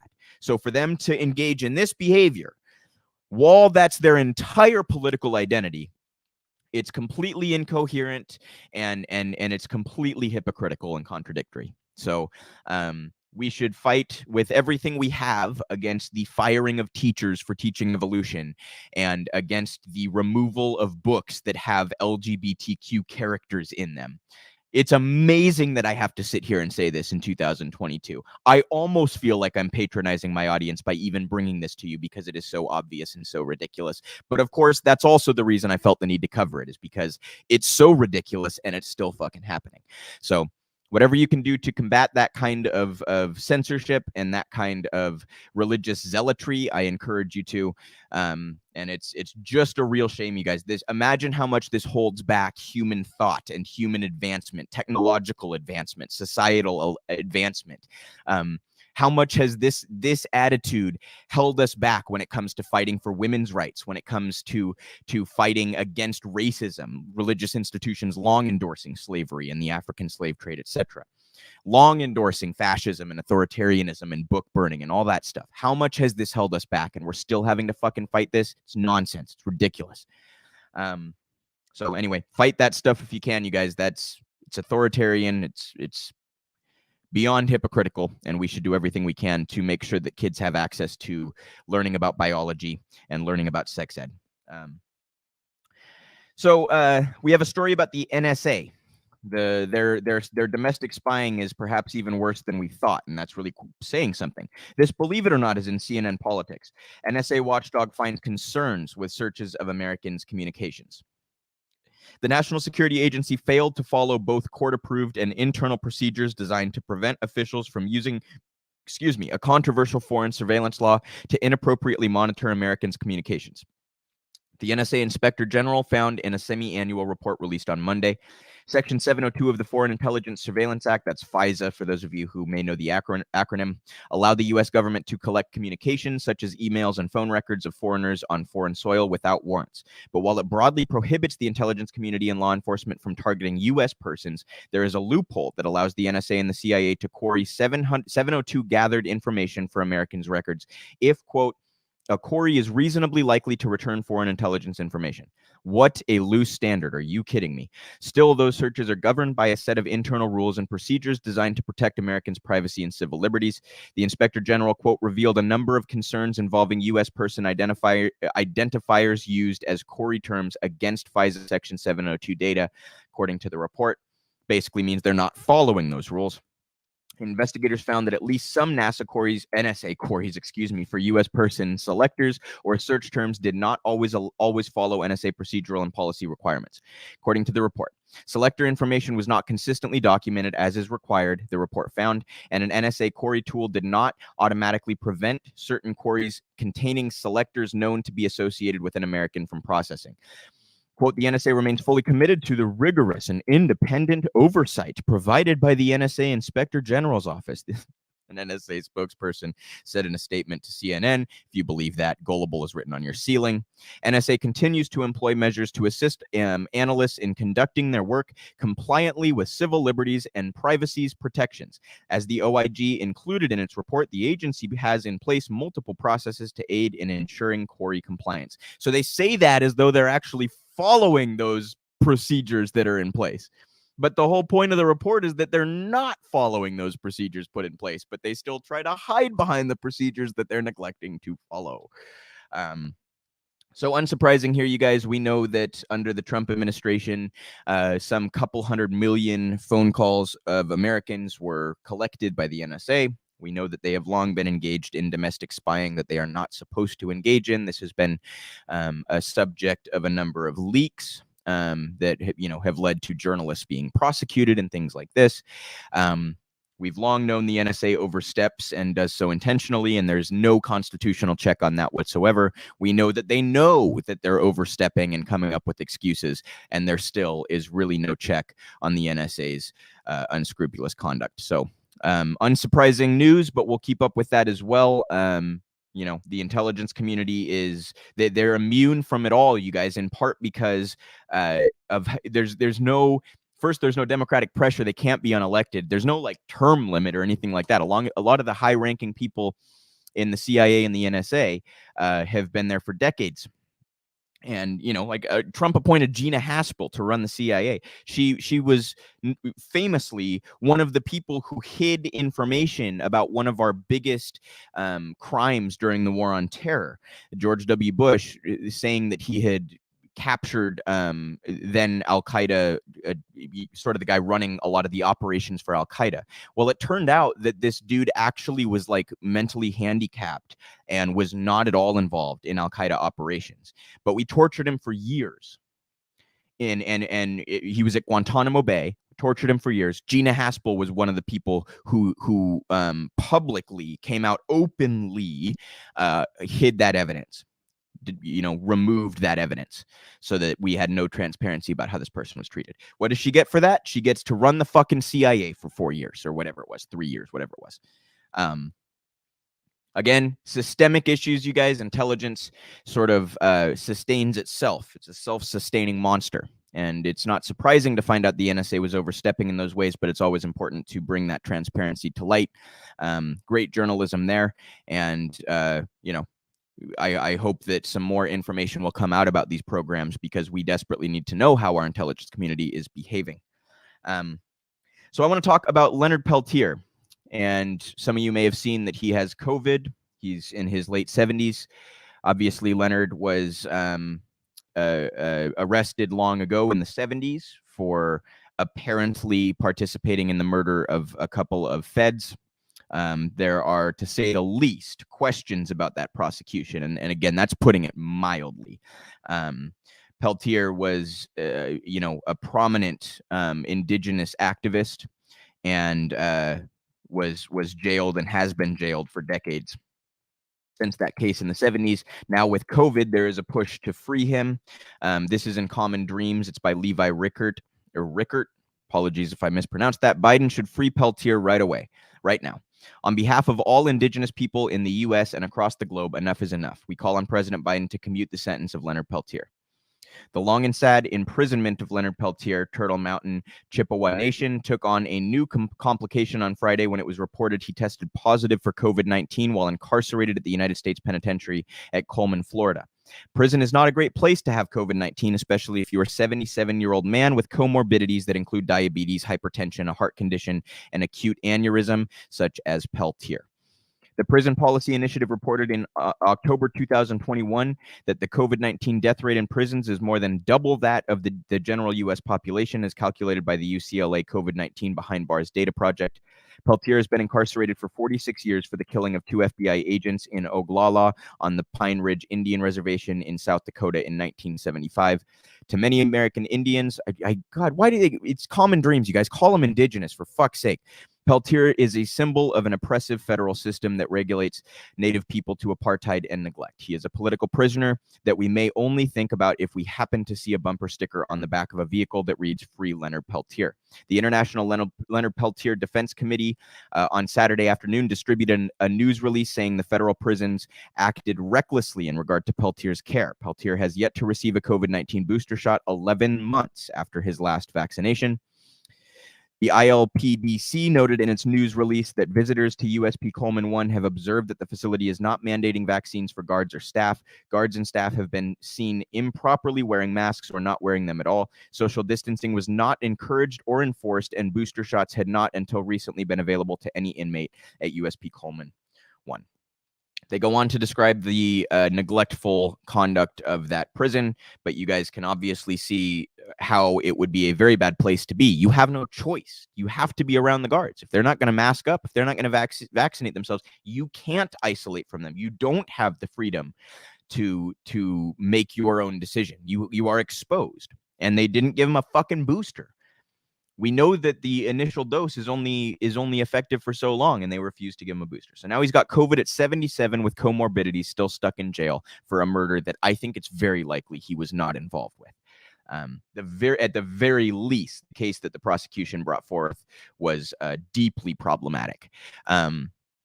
So I agree we need to free Leonard Peltier, probably needed to do so quite a long time ago, but certainly with COVID and the comorbidities at 77 years old, he should be freed. Anything you all can do to support that movement, I encourage it. And I just want to note very quickly that while we talk a lot about the racist implicit biases and explicit biases on behalf of law enforcement and other societal institutions towards the Black community, that is also very much true for the indigenous community. This country was founded on a genocide, and we should never forget that that is another group very much oppressed by our institutions and very much a victim of societal racism. And I think Leonard Peltier probably falls right into that category. So free Leonard, and I hope that he makes a full recovery from COVID-19. So Shontel Brown, who obviously narrowly beat Nina Turner in one of the dirtiest elections ever run, in my view, to become a member of the House, is now tweeting that she's a denier of apartheid. Apartheid denier. It's a real nice trait to have, isn't it? She says, let's be clear, Israel is not an apartheid state. Yes, it is, Shontel. Any mischaracterizations otherwise attempt to delegitimize Israel, a robust democracy, and will only serve to fuel rising anti-Semitism. I will always advocate for a strong U.S.-Israel relationship founded on our shared values. So here she is supporting an ethnic cleansing campaign against Palestinians in Gaza and in the West Bank. Shame on Shontel. She's denying apartheid here. Shame on Shontel. And before we even get into the Amnesty International stuff, which I'm sure a number of you are aware of, I'd like to pay tribute to the late, great Desmond Tutu, who actually went to Palestine and said that what he saw was not only a reminder of apartheid South Africa, but he even said in some ways it was worse than apartheid South Africa. And that was however many years ago that was. Amnesty International, obviously, of course, has recently described Israel as an apartheid state. This is in Al Jazeera. Amnesty report on Israeli apartheid garners bipartisan U.S. fury. Advocates say despite congressional leaders' vehement opposition, apartheid charge against Israel will not go away. In an era of hyperpartisanship in the United States, a new bipartisan consensus appeared to emerge on Capitol Hill this week, condemning Amnesty International over its report accusing Israel of committing the crime of apartheid against Palestinians. Dozens of U.S. lawmakers from both major parties, including powerful legislators and heads of key committees in the House of Representatives and Senate, have released statements rejecting Amnesty's findings, with some accusing the group of fueling anti-Semitism. You guys, my God, it is such a tired line. It is such a tired line. Supporting Palestinian rights is not anti-Semitic. I don't care who says it is. It is not at all. And again, as we covered earlier, you guys, I completely and full-throatedly condemn actual anti-Semitism, and I encourage my audience to learn about anti-Semitism and why Whoopi Goldberg was wrong, as we covered earlier, okay? But this is a very disingenuous weaponization of anti-Semitism to support the imperialist colonial attitude in Israel, to support the ethnic cleansing campaign and the illegal settlements and the genocidal actions in Gaza. Where was I here? These forceful condemnations, analysts say, illustrate the level of support Israel enjoys in Washington despite mounting allegations of abuse, but they do not reduce the validity of the rights group's report. Quote, they want to nip this in the bud, but the bud has already broken ground and developed roots, and it's going to be a losing battle on their part, said James Zogby, president of the Arab American Institute, a Washington-based think tank. Zogby told Al Jazeera that domestic political pressures have compelled many legislators to condemn the Amnesty report, but the group's status and international credibility make it difficult to dismiss its conclusion that Israel is systemically oppressing Palestinians. He added that while many U.S. legislators are demonizing the report and accusing Amnesty International of bias, they have not discussed specific allegations. Quote, they've decided to just focus on the use of the word apartheid because that's the only case they can make. How dare you use apartheid to describe Israel? So notice that, you guys, they always focus on some language thing they can pick, and never on the conduct. You'll never see Israel defenders talking about the illegal settlements, will you? No, because they can't defend the actions, you guys. All they can do is squawk about the descriptive terms used to describe their terrible actions, their oppressive and violent actions.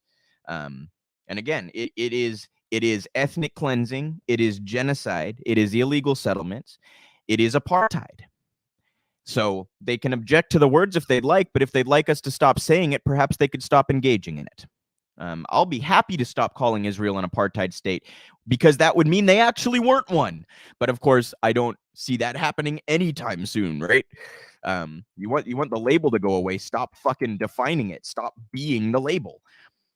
And in a similar story here, this is in Jacobin, and it's about a new law in Britain that would follow in the footsteps of many U.S. legislators in banning BDS movements. Again, it's Jacobin here. Rivka Barnard, I believe, is the author. Britain's anti-BDS law is an attack on democracy. Amnesty International has denounced Israeli rule over the Palestinians as a form of apartheid, but the British government is trying to outlaw the boycott, divestment, and sanctions campaign and stop it from using the same tactics that helped liberate South Africa. In December of last year, British Conservative politician Robert Jenrick announced that the UK government was working to outlaw BDS in the UK and planned to take action in the next few months. Jenrick's pledge came after his party included a promise to ban public bodies from imposing their own direct or indirect boycotts, disinvestment, or sanction campaign against foreign countries in its 2019 general election manifesto. The threat to outlaw the boycott, divestment, and sanctions campaign should be seen in its wider context. The Conservative Party has a decisive majority in Parliament, which it has used to bring forward a panoply of laws intended to restrict the right to protest and roll back human rights protections. The upcoming anti-BDS legislation is part of that effort. The impending anti-BDS law also forms part of an international push by the Israeli government and its supporters to suppress solidarity with the Palestinian people and, by extension, BDS campaigns. We have already seen the fruits of that effort across Europe and in the United States, with state-level laws designed to curtail BDS. These global efforts appear to be reaching fever pitch just as solidarity with Palestinians continues to grow. Amnesty International's new carefully documented report condemning the regime of apartheid that Israel imposes on Palestinians as a, quote, cruel system of domination based on institutionalized and systemic discrimination is another blow to Israel's propaganda offensive. It is precisely because BDS is such an effective tool for campaigns against injustice that we are seeing it expand, but that is also why it has become such a clear target for repression. Again, I want to point out, you guys, this is a conservative position to take, and yet they're the ones who constantly squawk about free speech. And they want to make it illegal to support Palestinian rights. Give me a break. They're the authoritarian maniacs, okay? This law mimicking many laws in the United States and various states that would disallow public funds from going to anybody who supports BDS movements or who condemns Israel. That is obviously a direct affront to the principle of freedom of expression. So you notice with the right, they are just completely hollow, even on the things they grasp onto the most tightly, like the free speech issue, like the culture war surrounding free speech issues, right? And again, you guys, I don't mean to demean how important free speech is or minimize how important free speech is. It's, of course, incredibly critical. I'm just trying to point out the extent of the hypocrisy on the right when it comes to this issue. They very selectively like to hoot and holler, and yet they're the ones constantly engaging in attempts to ban books or cancel teachers or make it illegal to support Palestinian rights.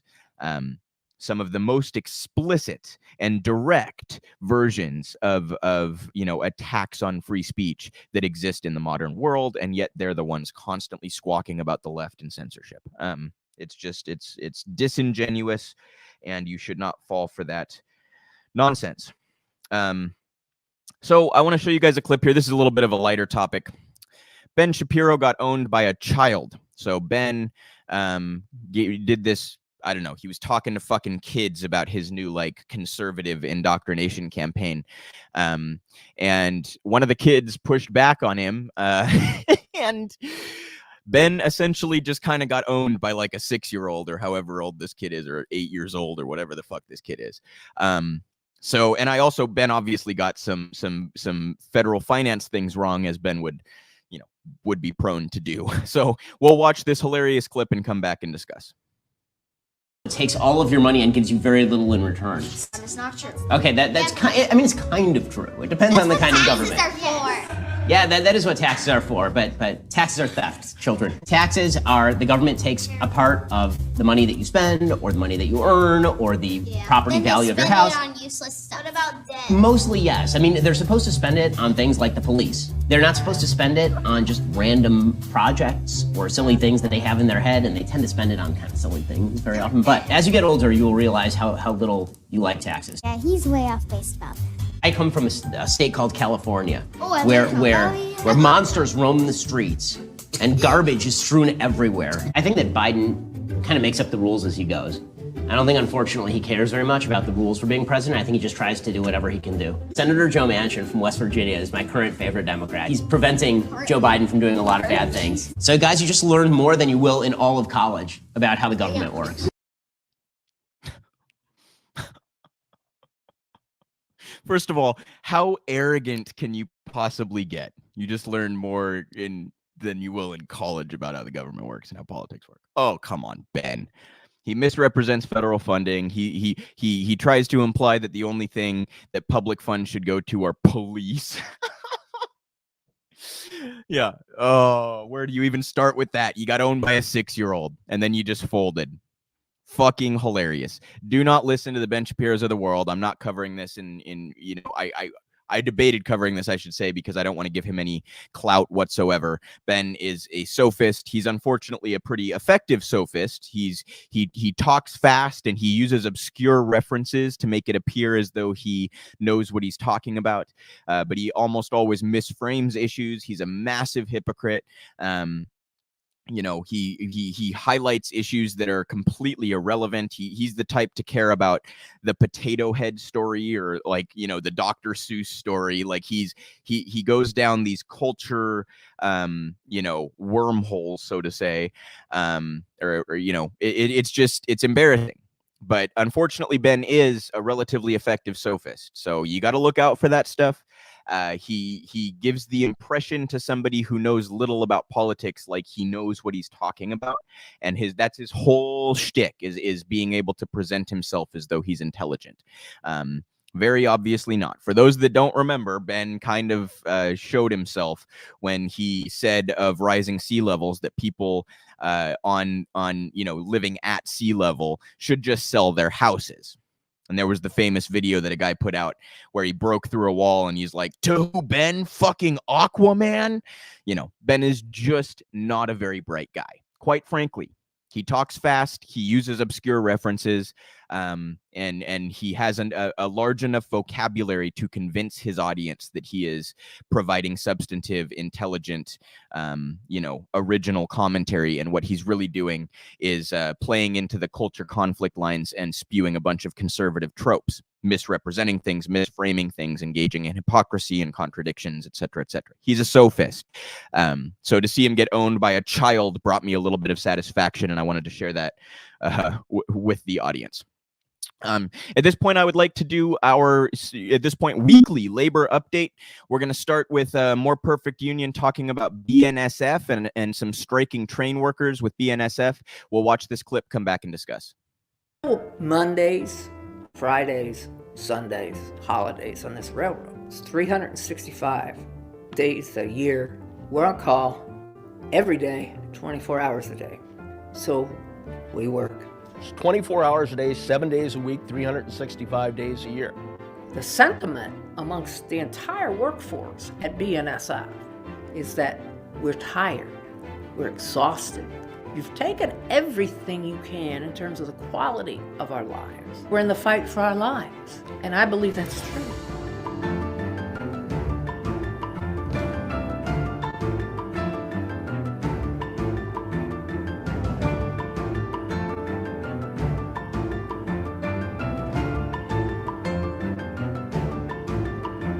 This is going to isolate people from their families, from their friends, from their communities.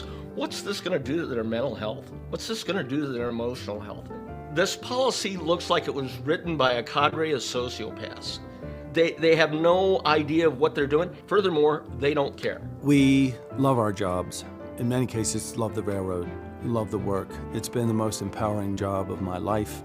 I wouldn't trade it for anything. At the same time, we work for sort of nameless, faceless, huge, in many cases now multinational corporations of great wealth and power.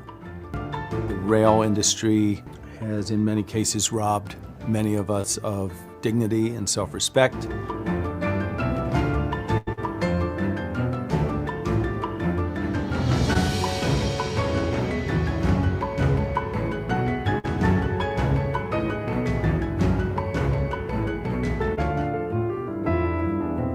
The rail industry at one point was made up of hundreds and hundreds of different carriers.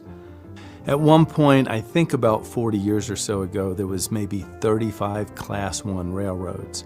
Today, there's 7. When I say Class 1, I mean the big rail carriers that set the tone for the industry, the ones that move roughly 90% or more of the freight that's moved in the United States. Back when I first hired out, we had 5 men on a train. Now they're down to 2, and they're trying to go to 1. And now they're asking us to, for those of us in train and engine service, to operate trains on our own, all by ourselves, 12 hours a day, in many cases 6-7 days a week, in wilderness areas, rural areas, in all sorts of weather conditions, all by ourselves.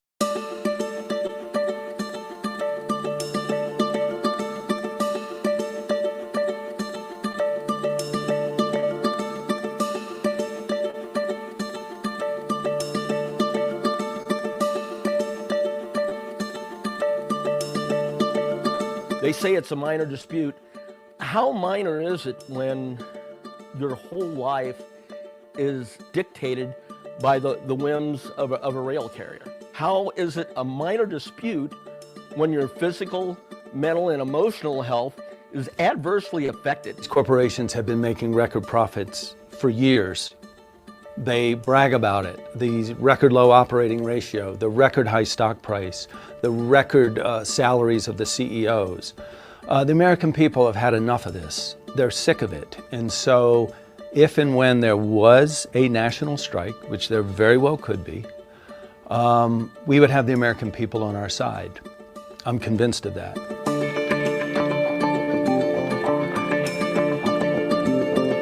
I was involved in 7 crossing accidents that tend to,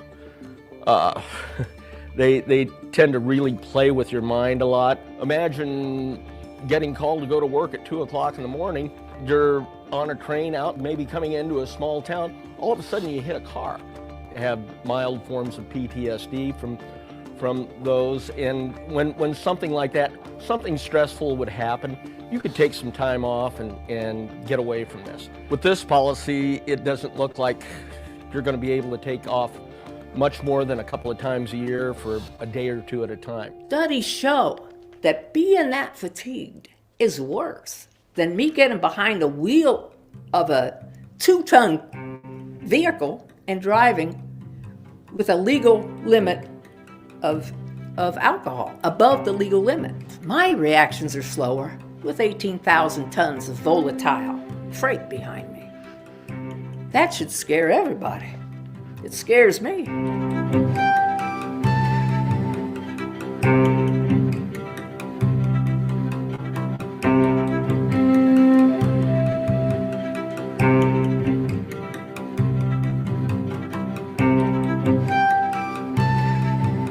If we were to go on strike in the coming months and years, we desperately need your support and your solidarity and your understanding that our struggle is, in effect, your struggle. Just because you work as a teacher and I work as a railroader and he works as a trucker and she works as a nurse and he works in a coffee shop, we're all part of the working people that make society run. We're all part of the working class that produces the wealth. And without us, nothing could happen. And so when one of us is under attack, we're all under attack.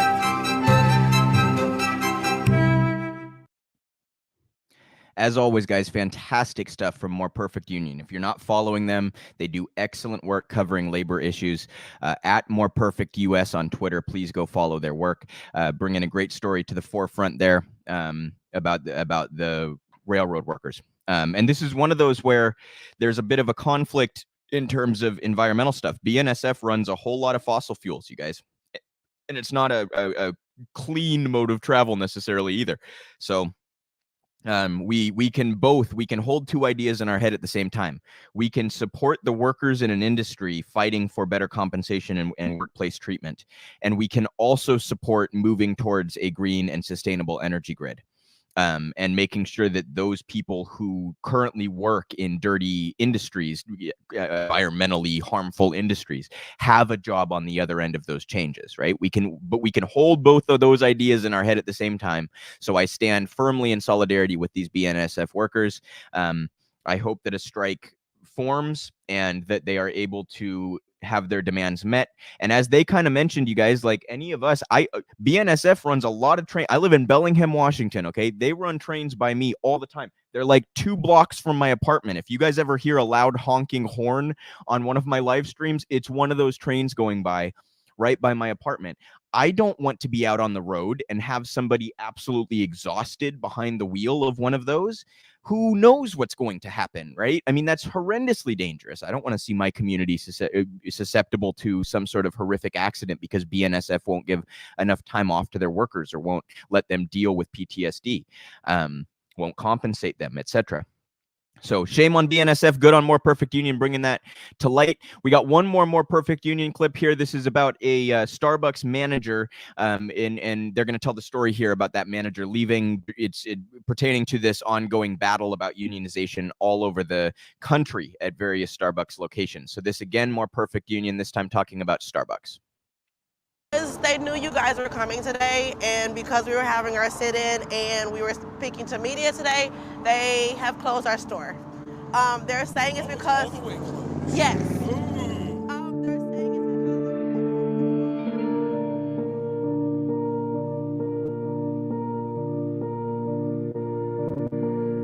Word got back to the store manager and district manager about that.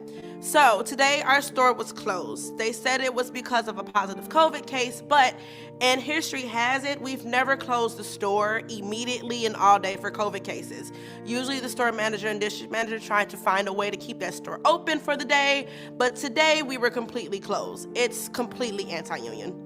Obviously was a plot and a ploy to stop everything we were trying to do today. Well, all the more reason not to. Yes, exactly. So I'm so glad you guys are here. I was gonna buy y'all a coffee. Obviously I can't. They're desperate, you know, ever since the first store unionized, they did a lot of very cheap, cruel tactics.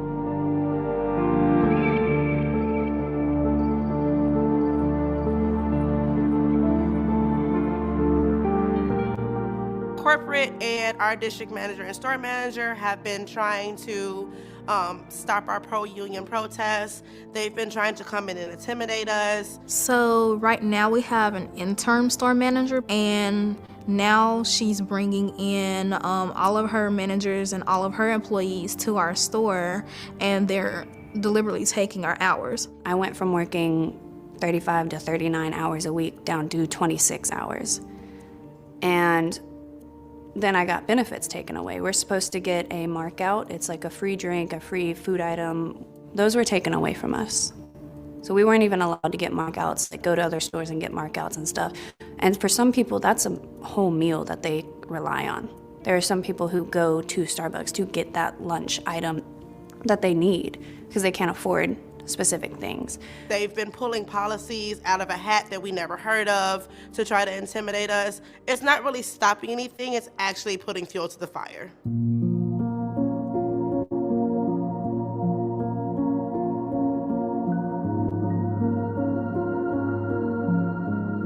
I've heard that some people have to move back home to their parents' house. Majority of our store has had to get second jobs because hours have been cutting back short. Also with pay, like COVID pay, some people haven't gotten paid for COVID pay when they're out for it. I've had people make racist comments towards me, and that was swept under the rug. Being scheduled out of our availability or being given a shift that's just 15 minutes short of being given a lunch. A month ago, I was one of the only shifts because we had 15 partners out because they either tested positive or they had symptoms, and it was nonstop being like, no, you need to go. It doesn't matter if you've been exposed or not. Like, I was exposed to 10 of those people, and I still had to come in. I've watched my partners struggle. I've watched everybody around me struggle to A, pay their bill after working all day, or B, be stressed out all day after working with skeleton crews, and it hurts me personally because I love those people. Okay, my name is Amy Holden. I was a store manager for Starbucks for 9.5 years. My district manager was not doing fair hiring practices and promotion practices. She made me write up Nikki for things that I did not agree with, but she told me I had to do it or I would lose my job for not doing it. I did not have any proof of any of the things that Nikki did. I asked for the proof and I was not given the proof. And I was not gonna sit back and hurt my partners and do things that I don't feel were the right things to do. So I decided to go ahead and put in my notice and leave the company so that I could stand up for what I believe in.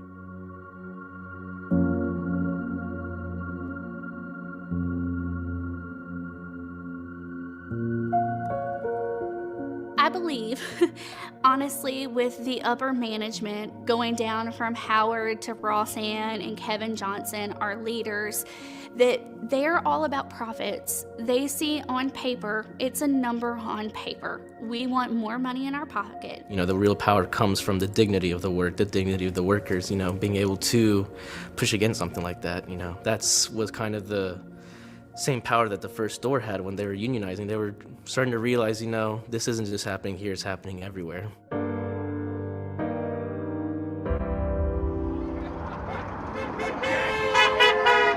I thank y'all for the support. It's been amazing just to see the community come out. You guys have been amazing. Thank you so much. It's nice to see them shaking, too. Yes, it's been amazing. It was Starbucks, the corporation, I guess, Twitter account, saying something about MLK in a very, you know, I guess, marketing style, which was very, it left a bad taste in my mouth, considering that we were here in Memphis, where he, you know, died fighting for the sanitation workers' rights to unionize. Being able to go stand and see that spot and know that he came here and gave his life for the rights of other people to be able to use their voice. My grandfather, he marched in his marches and he did the sit-ins. So it's his very home to me. It's like, oh, I'm following my grandfather's footsteps by doing the exact same things and fighting for what he was fighting for in his days.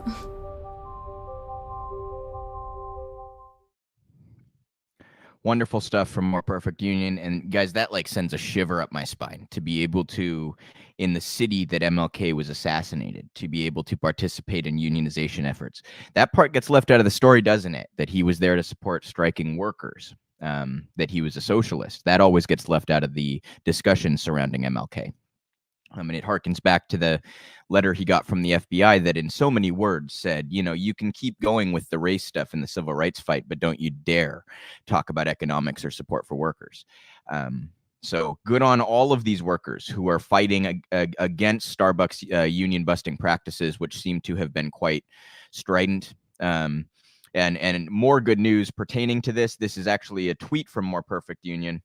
64 Starbucks stores in 19 states have now filed to form a union. We're tracking every Starbucks location where workers have announced plans to unionize, plus the dates of upcoming votes and election results. Check it out, and they have an article on their website there. It's heartwarming, you guys. It's encouraging. Last week, I showed that map that showed all the locations throughout the country where Starbucks unionization efforts are underway. If you visit Starbucks, if you are a patron of Starbucks, please do your part, you guys. Inquire about what the stores in your area are doing, and if they're attempting to unionize and being fought against, please don't cross that picket line. And actually, even better, go into that location and say, I will not be coming here until you have a union for your workers. Also, maybe just drop a mention if stores in your area are not already going down this path. Maybe while you're paying for your drink, you just drop that little mention. Hey, just so you know, people are unionizing, finding success there. You can get better compensation, better workplace treatment. It doesn't hurt anything, you guys. We need to spread this message and keep this momentum up, and make sure that you're not crossing picket lines. Make sure you're helping if you can with mutual aid or with volunteering or however else you might help the labor movement in your area. Good on these striking workers, and shame on Starbucks for engaging in the classic corporate union busting nonsense. And by the way, Starbucks they're raising their prices, right? And they're saying that it's because of inflation.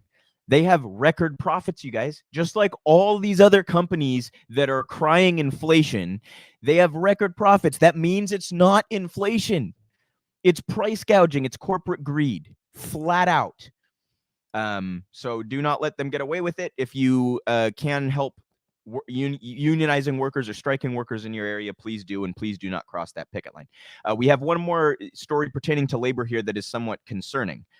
This is an Ohio bill that would essentially lower the ages for legal labor. So it's a bill that would allow children to do more labor. We're headed in the exact wrong direction, you guys. We're already dystopian enough, headed in the exact wrong direction. This is in a local news outlet, WOWK-TV. Ohio bill proposes longer working hours for youth.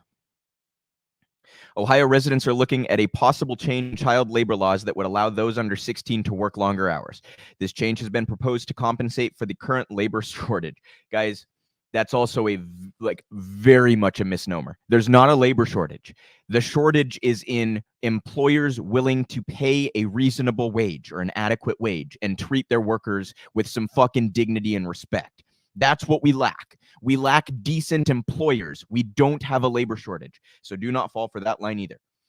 And then they have economists saying, basically, look at this, you guys. I mean, listen to how ridiculous this is. An economist in West Virginia, they just say economist. We have the tightest labor market that we've seen in a long time.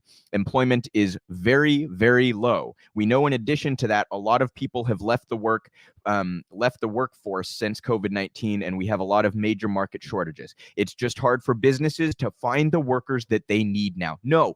It's harder for businesses to exploit the workers that they've grown accustomed to exploiting for record profits. Let's word this, let's remain in reality as we discuss these issues, shall we? As implementing the changes in this bill could be a fix to the current shortage in the labor market. So guys, when they can't exploit adults to the degree that they would like to, they simply try to pass laws that allow them to exploit fucking children. There is no depth which they will not go to enhance their bottom line. It is reprehensible, it is condemnable, it is shameful, it is disgraceful, it is barbaric, it is dystopian, it is what capitalism leads to. And I hope that I have sufficiently made this point at this point in the coverage. But you guys, there's just no depth that they will not go to. So they have to be stopped. The onus is on us to stop this nonsense. And that is done through labor organizing. That is done through leveraging political power from the outside. That is done through direct action. That is done through strikes and unionizations, etc. So this is an outrageous bill in Ohio. I really hope it doesn't pass, but I have a sneaky suspicion that it unfortunately will. I think Republicans have a pretty strong majority in their state legislature there. I may be wrong about that, but I'm pretty sure they're going to pass that bill. And I hope that this is not repeated throughout the country. It's outrageous, you guys. It would let what were some of the details here? Yeah, it would let 16-year-olds drive trucks, and it would let people as young as 14 work in fast food. 14 years old. We're going to have 14-year-olds frying French fries and flipping burgers so that companies don't have to pay a decent wage. This, you guys, a federal jobs guarantee would fix a lot of this because it would naturally raise the floor, and it would disallow companies from doing this kind of shit. What do you say? Dystopian nightmare that we live in continues, right? So we have a story here in The Intercept. This is by Natasha Leonard. Prosecutors silence evidence of cruel factory farm practices in animal rights cases. The government wants to keep juries from seeing gruesome evidence of animals in distress, the very reason activists are going into farms. So this is an issue that does not get enough coverage, you guys. The most helpless among us are the animals, the most innocent helpless among us, and among the most abused. Factory farming is a disgusting practice, and it's also a significant contributor to climate change. But the sheer inhumanity that these factory farming companies engage in, these big meat companies engage in. If you have not seen Food Inc., I would highly recommend Food Inc. It's quite old. I was forced to watch it back in school, but it goes over how these meat production giants exploit undocumented labor so they don't have to pay a minimum wage, how their workers are mistreated and constantly get sick and have, when you're dealing with carcasses all day, all sorts of potential for skin issues and infections and things like this. They do not take care of their workers. They do not compensate their workers fairly, et cetera, et cetera. The meat industry is horrible for the animals. It's horrible for workers. And it produces, frankly, a worse product for us consumers than the meat industries in other parts of the world. If you can shop at a, at a farmer's market or someplace where you know that animal had a dignified life, I encourage you to. If you want to go vegan or vegetarian to support the cause, I encourage you to. But I wanted to bring this story to everybody because I don't think that animal abuse gets quite enough attention. In criminal trials, judges routinely ruled that certain evidence or testimony does not get presented to the jury. By and large, these rulings to exclude evidence benefit the defendant. Gruesome images of a murder victim, for example, are regularly kept out of the courtroom to mitigate unfair prejudice against the accused. In a recent uptick of cases against animal rights activists who face hefty charges for removing ailing animals from farms, the typical logic behind keeping evidence from a jury is flipped on its head. The prosecutors, rather than the defendants, have sought, often successfully, to suppress all mention during trial of animal cruelty, even though it is the very issue that should be at the core of these cases. Next month, a Utah judge will hear pretrial motions on the exclusion of evidence in a case against two members of an animal liberation group, Direct Action Everywhere, or DXE. The activists face charges of burglary and theft for removing two suffering piglets from a hog farm in 2017, for which they could be sentenced to more than a decade in prison. The Utah Attorney General is seeking to exclude all evidence and testimony relating to the torturous treatment of animals, including a horrifying video filmed by the activists as they removed the pigs. If the Attorney General is successful, the ruling will kneecap the activists' ability to robustly defend themselves and further entrench the failure of our current legal system to place the interests of non-human life and defendants' rights over those of major agricultural businesses. Quote, I believe this is a highly unethical and unconstitutional practice. It gags activists and prevents them from telling a coherent narrative to the jury. John Frohnmeyer, a DXE activist and attorney, told me. Quote, more troubling, it forestalls the analysis of animal cruelty evidence in a courtroom, which is precisely the forum where such evidence should be analyzed. It is, in short, institutional animal abuse by the very institution that should be protecting animals. U.S. courts have a perturbing history of excluding evidence of violence against animals in animal liberation cases. Without this essential context, the prosecution has framed defendants as senseless vandals, thieves, and even terrorists. So, over a decade in prison for rescuing a couple of piglets and revealing what big agriculture does and how they treat animals. That is beyond outrageous, you guys. As I said, they are the most helpless among us and among the most abused among us. And we all should do what we can to fight back against factory farming, which is one of the most cruel practices in our society. I think we often, this is just my personal view, but I think we discount the extent to which animals are conscious. I think we tend to discount that because they can't engage with us in the language sense that we engage with each other. And I think we're doing a tremendous disservice to them when we do that. It's sentience and consciousness. These are difficult things to calculate, obviously. And they become difficult ethical, moral questions at some point, but we are not at that point, you guys. The way that we treat animals is not borderline. It's egregious. It's nausea-inducing if you are a remotely decent human being. Again, I recommend Food Inc. if you haven't seen it. I'm sure that there have been some updated versions of Food Inc., but I remember being forced to watch that when I was in school, and it was quite illuminating when it came to the food processing, big agriculture, meat processing companies. So, you know, stand up for the animals, you guys. That's I think on the left, that should be a stance that we all take. That the innocent, helpless animals deserve some form of help and someone standing on their side. Shame on the court system too for doing what it always does here and favoring the powerful in the form of big agriculture.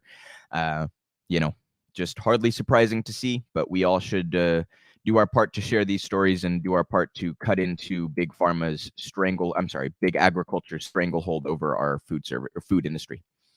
And we have a story here about Myanmar. I've covered Myanmar on and off over the last year or so, maybe a little bit more. This in Jacobin. My goal for 2022 is to see the return of democracy in Myanmar. So Myanmar obviously has had all sorts of problems. You guys, the genocide against the Rohingyas, many Rohingya Muslims have been murdered or expelled. And now there has been a military that essentially a year ago took over control of the country. So really kind of a mess going on in Myanmar right now. And they go into some of these details here. Some of it has to do with a union fight, which is why I wanted to highlight this. 1 year ago today, Jacobin was finalizing an interview with Mamo Sandar Mayant, president of the Federation of General Workers Myanmar, when news of a military coup broke. Almost immediately, we heard that garment workers were planning to use their organizing skills to stage nationwide strikes against the military takeover. Over the subsequent weeks, garment workers played a central role in labor actions that shut down huge swaths of the country's economy. Doctors and teachers, the majority of whom are government employees, went out on strike with the garment workers. Railway workers and other civil servants soon followed, joined by private sector bank workers. The anti-coup resistance initially sought to restore the National League for Democracy government, headed by Aung San Suu Kyi, which in 2010 entered a power-sharing agreement with the military generals that had long ruled the country.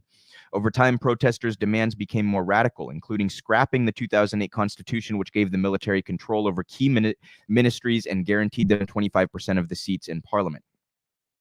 For a decade, the NLD had paired liberal economic reforms with political and labor rights, allowing the garment industry to balloon and the union movement to build a rank-and-file base.